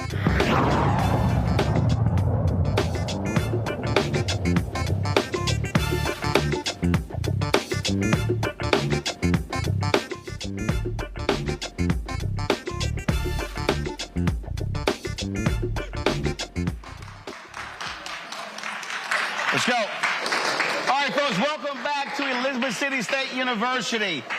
Today in Nebraska, the state Supreme Court made a huge ruling impacting formerly incarcerated folks. They ruled that the state's top election official had no authority to declare a state law that restored the voting rights of those convicted of a felony to be unconstitutional. In July, the Secretary of State in Nebraska ordered county election officials to reject the voter registration of those with felony convictions, citing an opinion issued by the state attorney general. Now, the ACLU sued. They actually won today. And Rebecca, some 7,000 people formerly incarcerated have the right to vote. This was one of those just amazingly idiotic decisions, because you literally had the legislature pass a law, and the Secretary of State decided unilaterally that it was unconstitutional, and the AG backed it up. I've never heard of a Secretary of State and an Attorney General determining a law passed by the legislature to be unconstitutional. That ain't their damn job.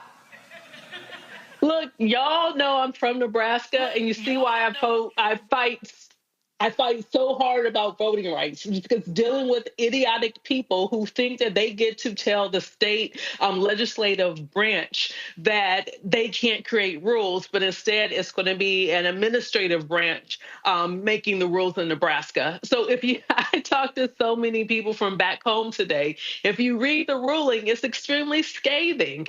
Like the Secretary of State and the Attorney General was clearly out of bounds here. So now there's going to be additional 7,000 plus people who are eligible to vote. And do remember, in Nebraska actually splits its electoral college vote. And so in the Congressional District 2, which is largely the Omaha-Douglas County area, you're going to see real impact with what happens at the top of the ticket. Not only is the vice president in a very competitive race against Trump, but also we see that there's 2 U.S. Senate races are on the ballot. We see there's an independent against the incumbent Republican. We see that race is tightened up. And then we see a Democrat against the other incumbent Republican. And we see that race is pretty interesting with Preston Love, who is a Black man and actually, I believe, ran one of Jesse Jackson's campaigns in the 80s. So that said, keep your eye on Nebraska. This is going to have impact on what happens with that electoral college vote coming out of Omaha. A federal court ordered the state and the Secretary of State to cease a recently implemented program to remove voters from the voting rolls between now and November 5th. The Northern District of Alabama could further order the state to issue guidance to all counties in Alabama to immediately restore deactivated voters unless those voters requested removal or are subject to removal for other reasons. The DOJ filed a lawsuit against Alabama and the Secretary of State in September, alleging that the Secretary of State's voter list maintenance program announced in August violated Section 8 of the National Voter Registration Act of 1993 by conducting a program intending to remove voters within 90 days of a federal election systematically.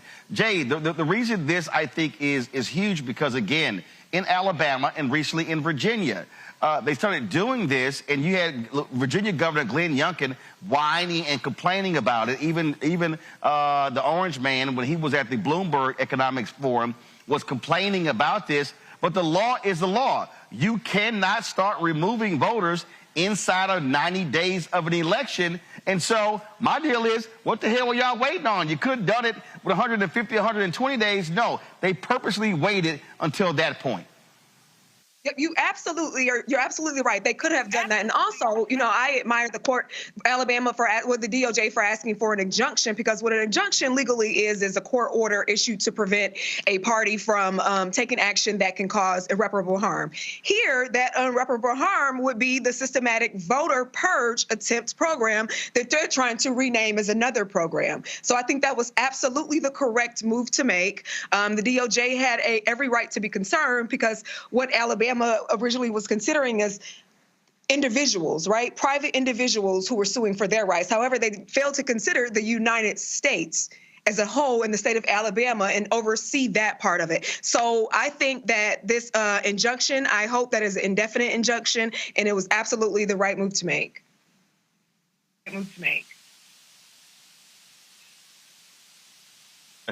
Gerald Griggs, who runs the NAACP there, posted this shortly, a few moments ago. A second Georgia judge has enjoined the Georgia State Election Board, issuing a final order today. The judge ruled that the proposed rules are not in line with the Georgia Election Code.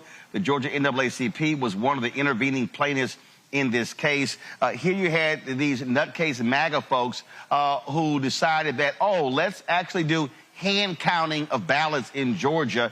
You even had Georgia election officials, Republicans, said, that's just dumb. We can't sit here and count ballots by hand. It goes to show you what happened after the last election when Steve Bannon, who's sitting behind in federal prison right now for contempt of court, when they said we're going to take over school boards and election boards, this is what they wanted to do by taking over the election boards. They wanted to control the elections, and here the court saying, ain't going to happen in Georgia.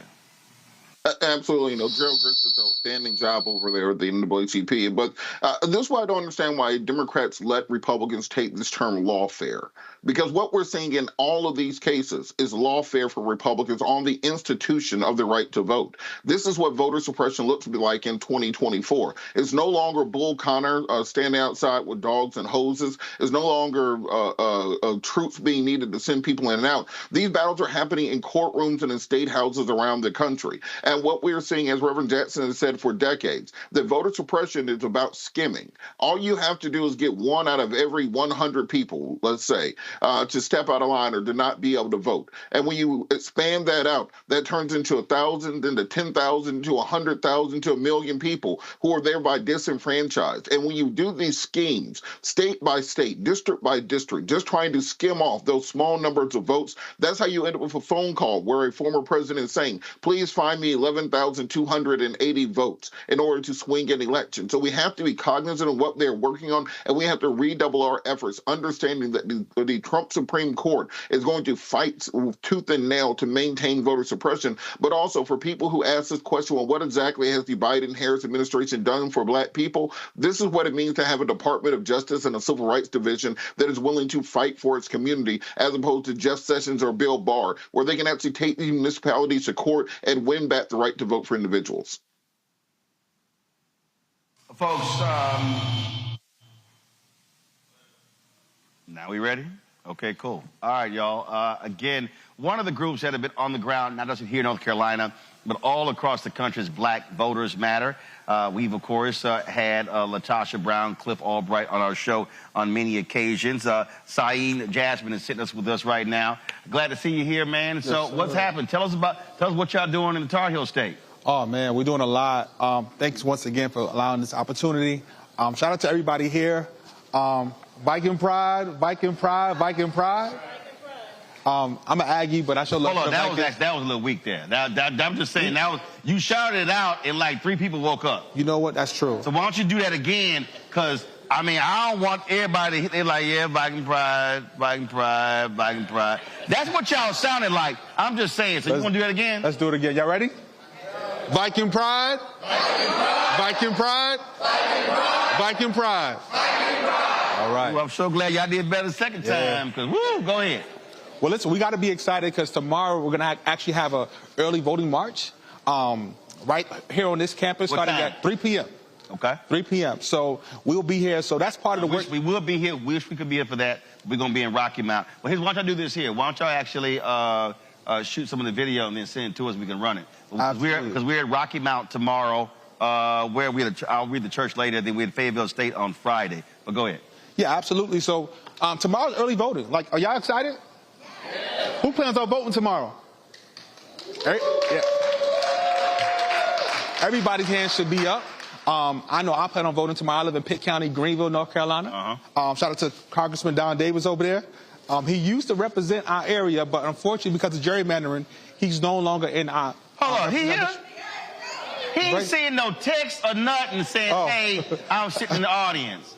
You know you're going to be sitting your ass up here when he get done. I'm just letting you know. Don't be trying to sneak in here. He ain't... I mean, didn't even say, hey, I'm here. Right. Okay, yeah, we know you're here now. Go ahead. Yeah, so we've been doing a lot of work with partners across the state. I'm concerned primarily with the eastern region, and that's a really big region. But folks from Martin County to Pasquotank County, to Pitt County, Washington County, Terrell County, we've been all over these counties doing work. When you say it's big, how many people are we talking about? How many black voters, but how many total voters are we talking about? Probably about, I would say at least about 800,000 at least. 800,000? I could be wrong. The congressman is here, so he could... Well, first of all, one congressional district is 700,000. Okay, yeah. Okay, so, but the reason I'm asking that, because the point is, when you look at numbers, again, I keep going back to, this is a margins election. Biden-Harris wins, Georgia by less than 12,000, Arizona by 10,000. And even you look at 2016, Trump won Wisconsin, Pennsylvania, and Michigan by only 77,000 votes. That's really low. That's actually, that's combined. Yeah. 3 states, 77,000 votes. And North Carolina was a state that he won by his lowest margin of victory. Yep. So I lost here in 2020 by 2.5 points. Right. And so we have, I think we can beat Georgia here in North Carolina as well. We actually have the numbers to potentially turn out. We have to just turn out. And that's why the work our partners do on the ground is so important. So what's the weakness in North Carolina?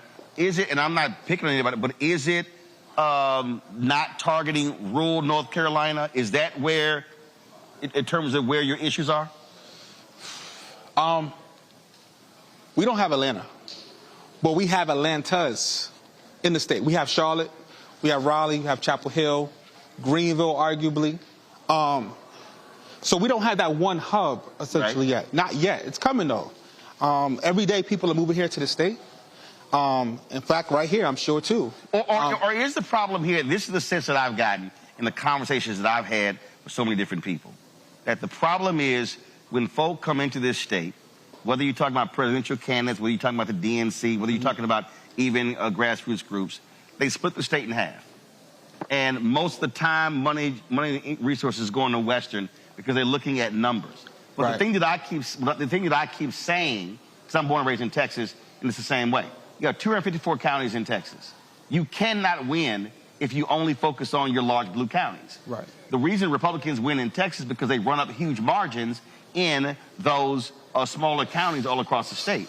And so it seems as if the problem here is that there's so much energy focused on Western North Carolina, and you don't have much attention on Eastern North Carolina. Well, I can't speak for, like, the parties, but I can speak for Black Voters Matter. And I can say that investment has been made. I'm sure one of these students here, a lot of students have a Black Voters Matter hoodie, a T-shirt. Raise your hand if you have a hoodie, a T-shirt. So we've been here on the ground these last 4 years. So I know we've been here in these very rural parts in Windsor, North Carolina. In fact, we had one of our last bus tours, we went to a place called Lewiston, Woodsville. And that population is only about 200-something people, but we went there purposely because folks work at Purdue, right? And so we know that many people may not live in the actual area, but people from Purdue will be coming by the bus. And so we actually try to really go deep into those counties in the parts nobody wants to go to. Are y'all also pulling precinct data? What I mean by that is I have conversations with people all the time.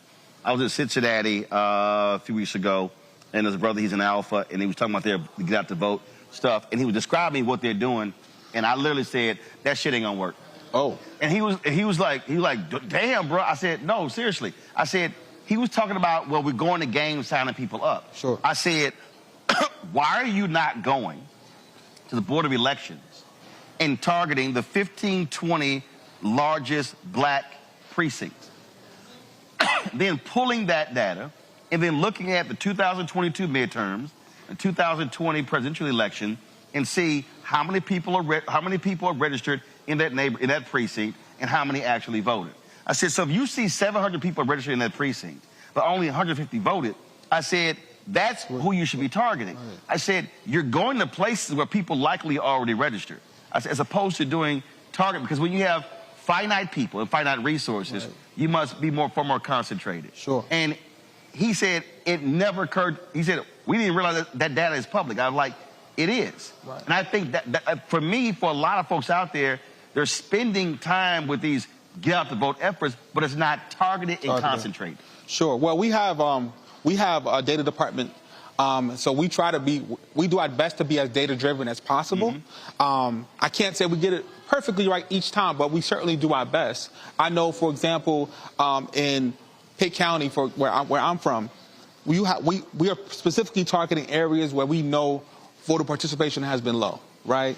And so that's what we're on the ground right now doing that work. Tomorrow, for example, on our first day of early voting, so make sure you come out in North Carolina, we will be going out to areas where we know turnout has been historically low, but also people have moved too, Roland. A lot of people have moved because of the pandemic, because of the high cost of housing. Right. And so sometimes the data may not always necessarily reflect what's actually happening right then and there. So we hope that our efforts, as well as what I call hotspot canvassing, which is going to areas where we know folks will be at, will be gathering together. We hope those efforts will help with getting the turnout. All right, then. Well, look, keep up the good work, and I'll tell Cliff and Latasha you handle your business. Thank you. All right. Appreciate that. Maybe they'll give you a raise. Man, I hope so. All right. I appreciate it. Thank you. Thanks so much. I'm going to go to a break. We come back.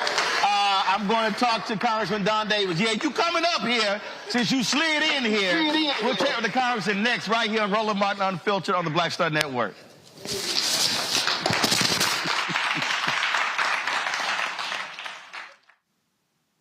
I get it. The cost of rent, groceries, and utilities is too high. So here's what we're going to do about it.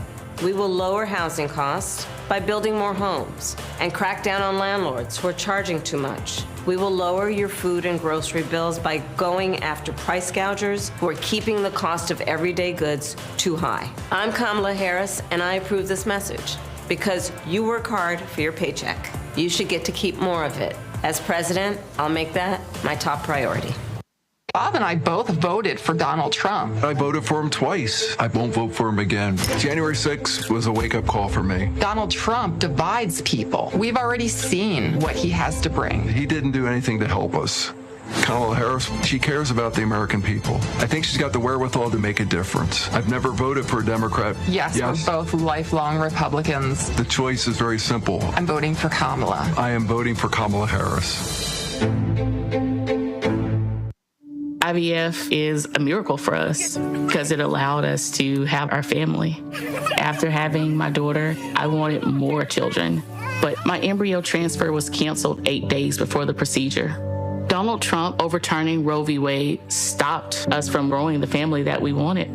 I don't want politicians telling me how or when I can have a baby. We need a president that will protect our rights, and that's Kamala Harris. I'm Kamala Harris, and I approve this message. Of 100 Republicans who worked in national security for Presidents Reagan, both Bushes, and for President Trump, now endorsing Harris for president. She came up as a prosecutor, an attorney general, into the Senate. She has the kind of character that's going to be necessary in the presidency. Vice President Harris is standing in the breach at a critical moment in our nation's history. We have a shared commitment as Americans to do what's right for this country.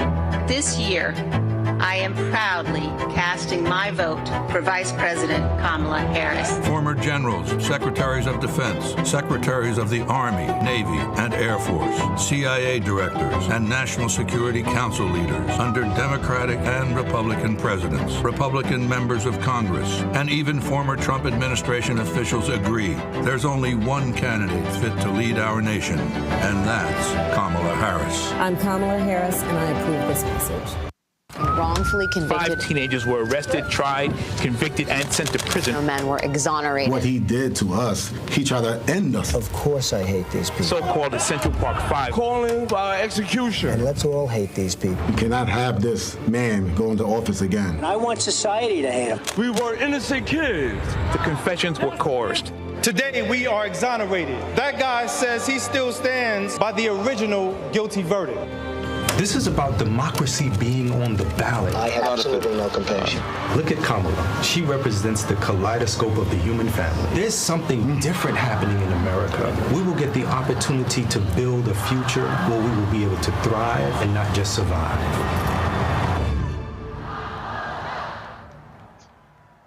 Kamala Harris has never backed down from a challenge. She put cartel members and drug traffickers behind bars, and she will secure our border. Here's her plan: hire thousands more border agents, enforce the law and step up technology, and stop fentanyl smuggling and human trafficking. We need a leader with a real plan to fix the border, and that's Kamala Harris. I'm Kamala Harris, and I approve this message. What's up, everybody? It's your girl, Latasha from the A. And you're watching Roland Martin Unfiltered.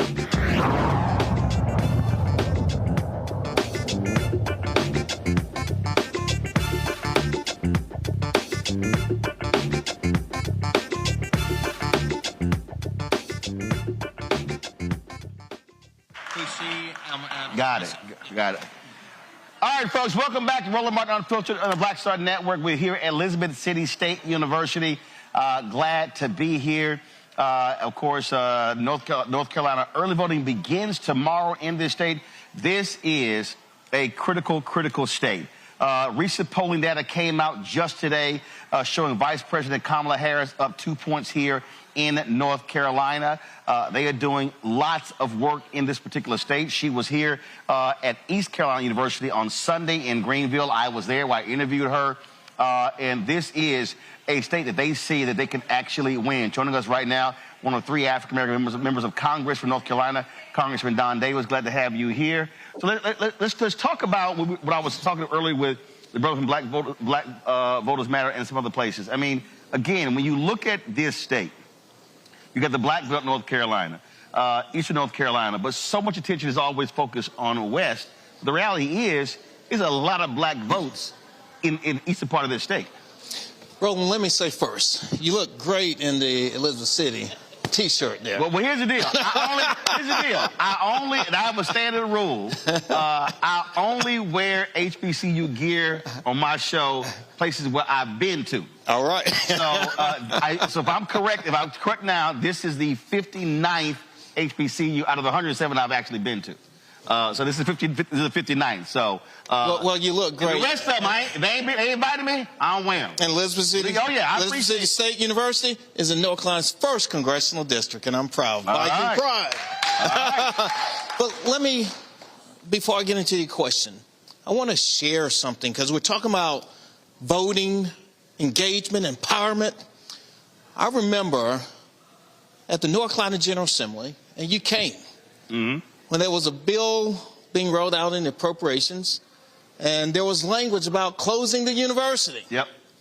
And if you remember, within about a 24-hour window, about 10,000 signatures came into us. Mm-hmm. Now, you're talking about empowerment, when people care about something and they engage. Well, guess what? We are here today because the people engaged, and I still remember to this day. Oh yeah, no, I remember.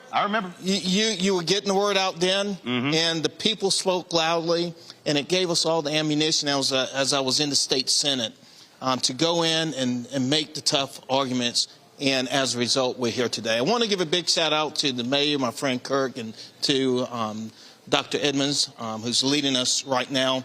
But to your point, when we look at North Carolina, here's the deal.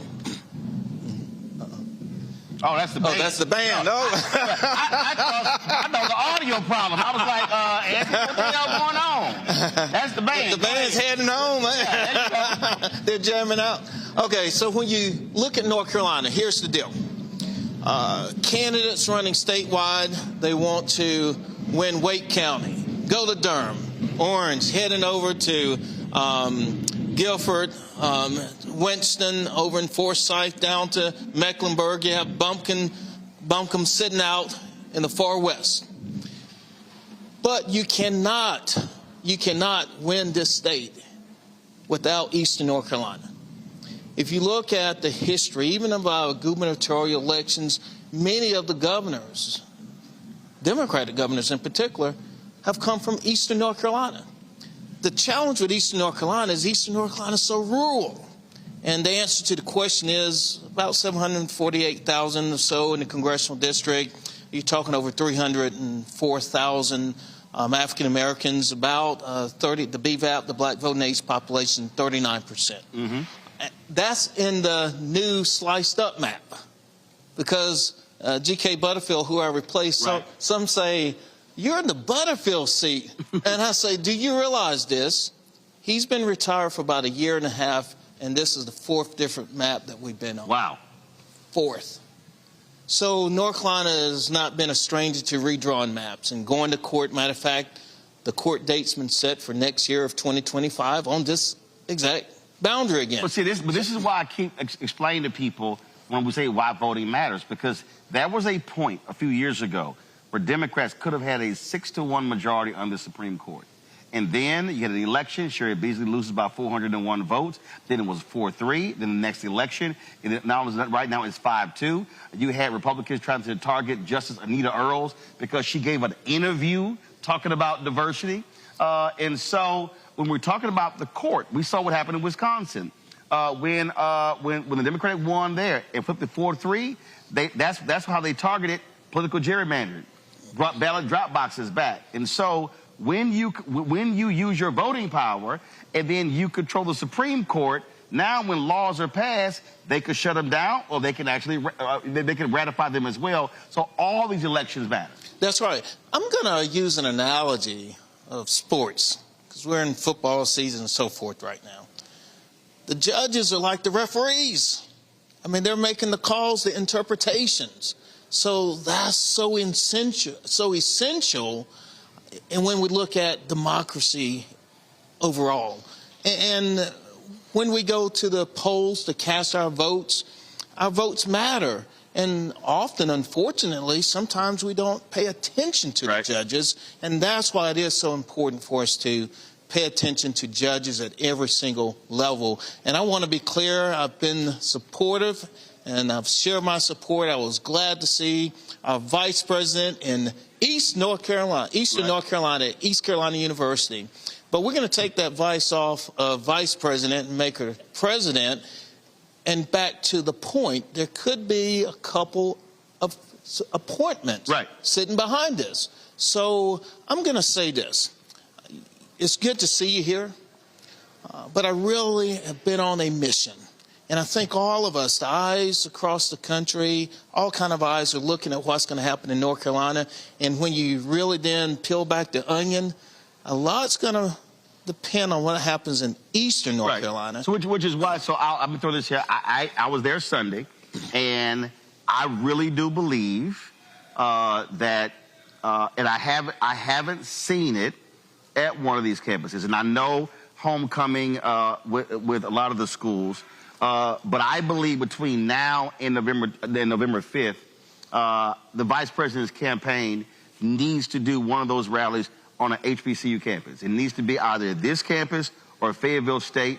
And so you going to push them to do that? We're going to keep pushing. Okay. I've been, you heard the music, the band leaving. We've been beating the drum on this. Okay. And they responded. They came to Eastern North Carolina, to East Carolina University. But I hear loud and clear, HBCU. Oh, absolutely. Last question. And of course, all these political people, I hate a lot of political talk in D.C., But Republicans, I'm gonna throw you a curve here. So Republicans are floating in D.C.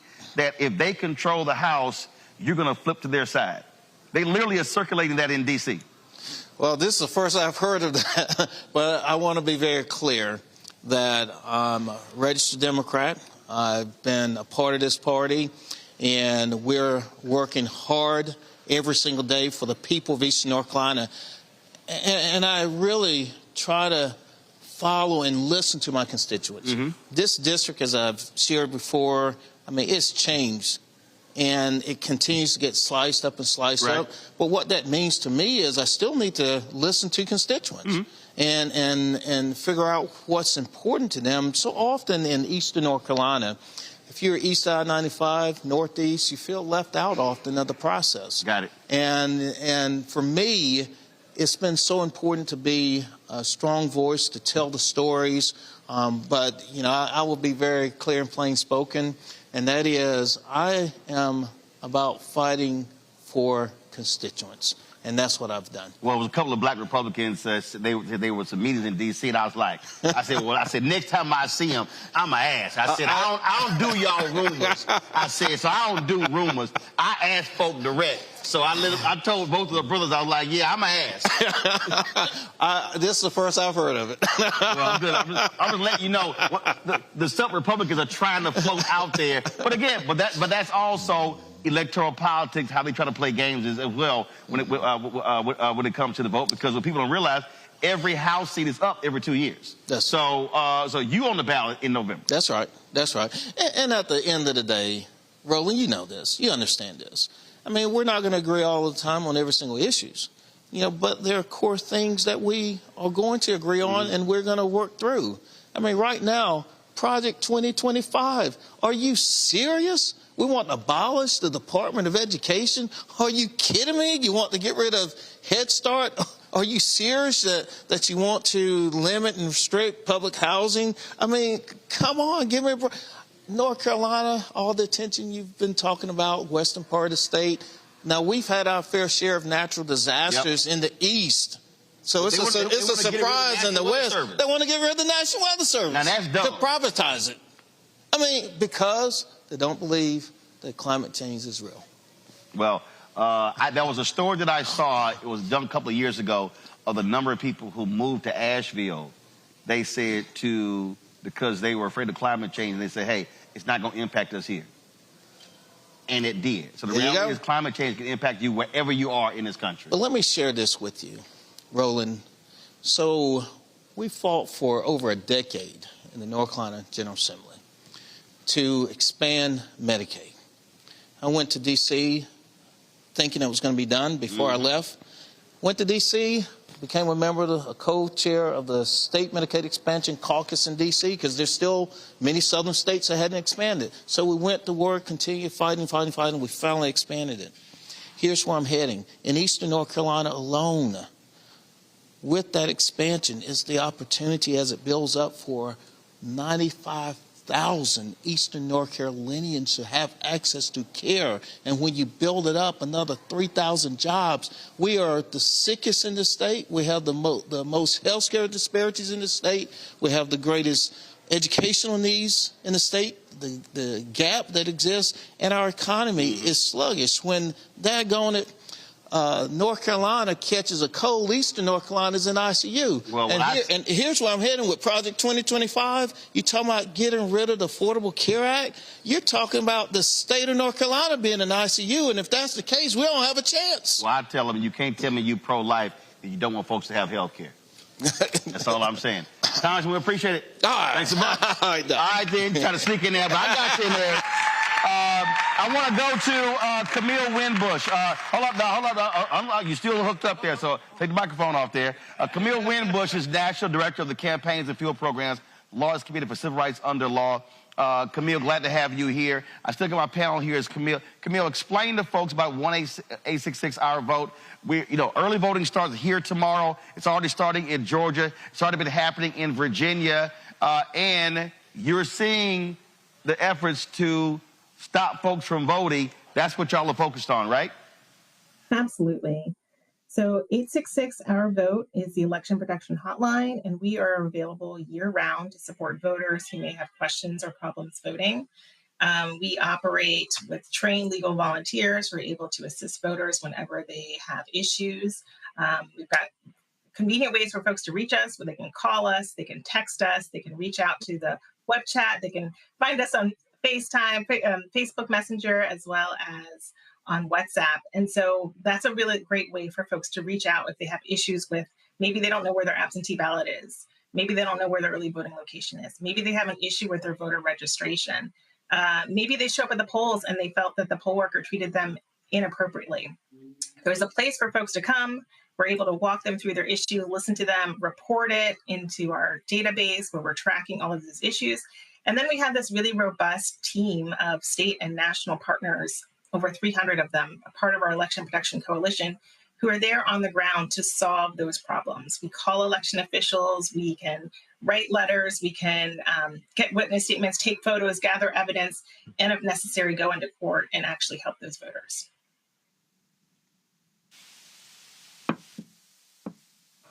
Again, you say it's year-round, and when are you most active? Obviously, Election Day, but just give folks out there a sense of the kind of calls y'all actually get and some of the crazy stuff that's happening out there when folks are voting. Yeah, so we, of course, are scaling up. This is our prime time. We found in 2020, a lot of voters had actually shifted. We used to get all of the calls, the bulk of the calls happening on Election Day, but now with the increase in popularity of early voting, we get a ton of calls in October. We had over 250,000 calls last in 2020, our last presidential election. And we see a whole range of issues. One of the examples that I like to show about the hotline is how they can be effective. Back in 2020, there was this massive robocall scheme where two white supremacists wanted to stop Black folks from voting. And they targeted Black folks in Cleveland, they targeted them in Philadelphia and Detroit, and they sent this massive robocall out and said, hey, did you know that early voting, you're good on the rolls? That means that they're going to find you, they're going to find out your old warrants, they're going to be able to track you down and make you submit to mandatory vaccines. If they can make you pay vaccines, fines. And so this was a very clear scheme to suppress the vote in Black communities and, swing states. And so because we had the information from the robocall, the information come into the hotline, we're able to sort of step in and go to court and get a great award on behalf of the voters so that they wouldn't be turned away from the polls. We also have a system to be able to sort of, mass mobilize. Talking about, Camille, you're talking about those two races, Jacob Wohl as well as Jack Burkman, and they got sentenced to 500 hours of community service. But they've been doing all kind of ridiculous stuff for the last several years. And yeah, they got busted big time on that one. Absolutely. We want to make sure that voters this election know that there's a lot of maybe misinformation out there, that maybe just folks who are deliberately scheming to deprive them of their right to vote. And so it's really great to be able to have a trusted messenger. We are a nonpartisan hotline. We've been doing this day in, day out for the last 20 years. And so we have trained legal folks who are able to walk them through every step of the laws. And, the laws are constantly changing. So it's helpful for folks to just have that peace of mind to know that we're not trying to sway a voter one way or the other. We're just trying to give them the factual information they need to vote. Camille, we appreciate it. 1-866-OUR-VOTE. Lawyers Committee for Civil Rights Under Law. Y'all been doing great work with this for a long time, and so we really appreciate it. Thanks a lot. Thank you.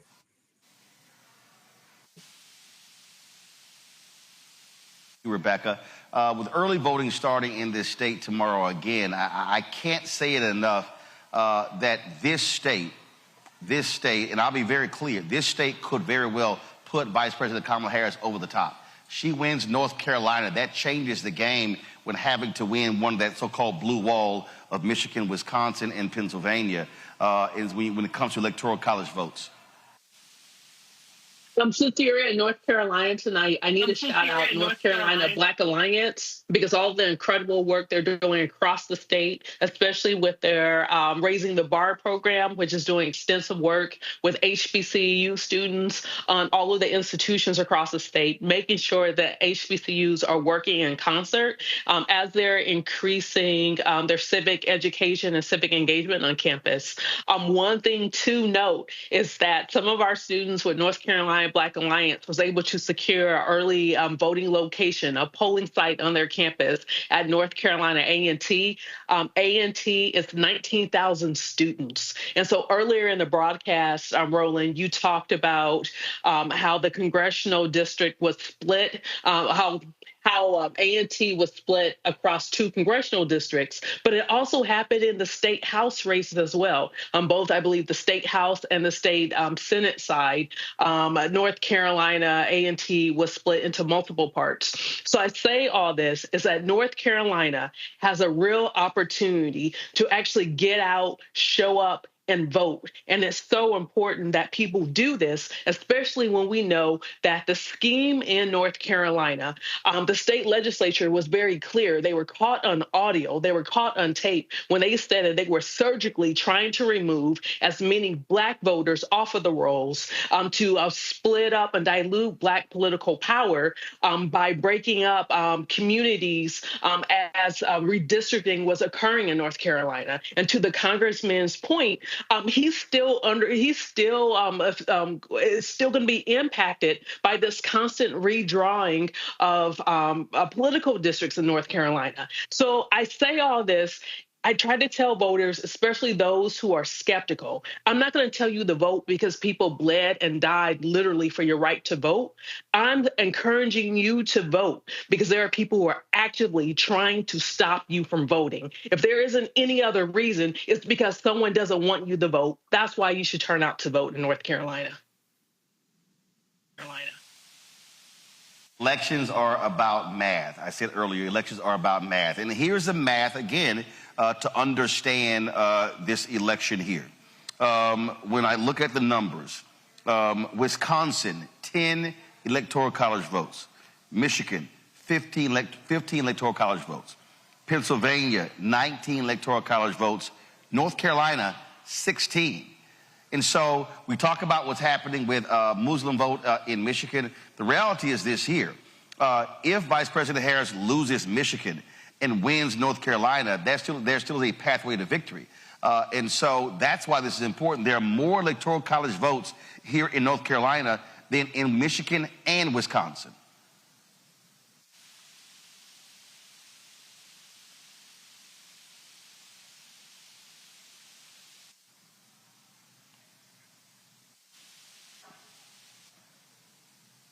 Can Robert hear me?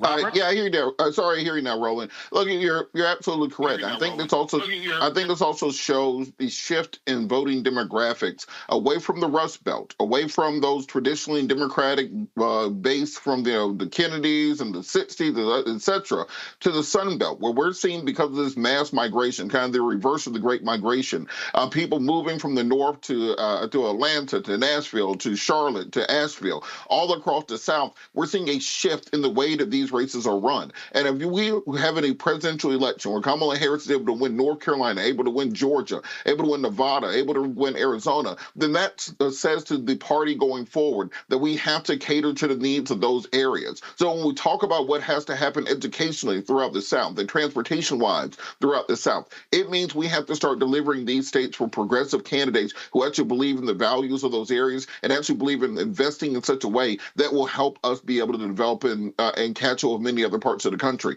Look, the squeaky wheel is going to get the grease, and the way that we squeak the loudest is by making sure we turn out and vote. Jade, we've said this over and over and over again. We said it over and over again, that if Democrats are paying attention, you cannot simply focus on the large cities. You can't win Georgia unless you're talking to Albany, Savannah, Jonesboro, Statesboro, Athens, Augusta, those places. Same thing here in North Carolina. And so there has to be a strategy a rural strategy. Yesterday, Vice President Kamala Harris released her rural economic plan to specifically speak to these areas. That's exactly what should be happening. Yes, Roland, and I think that you're ingenious for going to see these HBCUs, particularly in North Carolina, because I've spoken at Fayetteville State before, and I really do hope that they take that opportunity, because that is a rural area. However, it is a very powerful area. It could actually decide a lot of things in her favor. Those are areas that don't, they're not visited often when you talk about people running for office or political figures or that time of the year. So I do think these HBCUs, these universities in North Carolina and other states, I think that is going to be a big shift when parties are looking at potential voters to vote in their favor. All right, Jade, Robert, and Rebecca, I certainly appreciate it. Thank you so very much. Let me thank all the folks who were panelists on today's show as well. It'd be also a show appreciation to Elizabeth City State University for being on this campus. I've had a great time. My first time visiting this campus. I'm glad to be here. We were here covering the shooting 3 years ago in Elizabeth City, but the first time on the campus, and so I'm certainly glad to be here. Folks, don't forget tomorrow we are going to be in Rocky Mount. Y'all should have the graphic there, so let me know if you do. There you go. We're going to be at Word Tabernacle Church, 821 Word Plaza in Rocky Mount. So I want to see you guys there. Friday, we're going to be in the Seabrook Auditorium on the campus of Fayetteville State University. And so look forward to that. And so we are spending the next couple of days here in North Carolina. As I said, early voting begins tomorrow in North Carolina, folks. Please get out and vote. Don't wait until Election Day. As we always say, call your friends, your family, your church members, your fraternity brothers, sorority sisters. Call everyone to make sure that they're maximizing their vote. Because again, if we vote our numbers, I can guarantee you we are going to win. Folks, don't forget, support the work that we do. Join our Bring the Funk fan club. Our goal is to get 20,000 of our fans contributing on average $50 each a year. That's $4.19 a month, 13 cents a day. You can send your check and money order to P.O. Box 57196, Washington, D.C., 20037-0196. PayPal is R. Martin Unfiltered. Venmo is RM Unfiltered. Zelle, Roland at RolandSMartin.com, Roland at RolandMartinUnfiltered.com. Also, download the Black Star Network app, Apple phone, Android phone, Apple TV, Android TV, Roku, Amazon Fire TV, Xbox One, Samsung Smart TV. And be sure to get a copy of my book, White Fear, How the Browning of America is Making White Folks Lose Their Minds. Available at bookstores nationwide, Target, Books A Million. Also, you can get the audio version on Audible. So again, we're here. Rocky Mount tomorrow, Fayetteville State on Friday, and then I'll be at Friendship West Baptist Church in Dallas on Sunday. Early voting starts in Texas on Monday, and so I'll be there with Reverend Frederick Douglass Haynes III. We'll be broadcasting live from Dallas on Monday as well. Folks, that's it. Y'all know how we end the show. I'll see y'all tomorrow. Holla!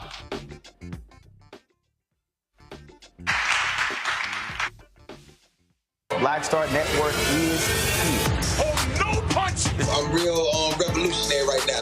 Thank you for being the voice of Black America. All momentum we have now, we have to keep this going. The video looks phenomenal. See, there's a difference between Black Star Network and black-owned media and something like CNN. You can't be black-owned media and be scared. It's time to be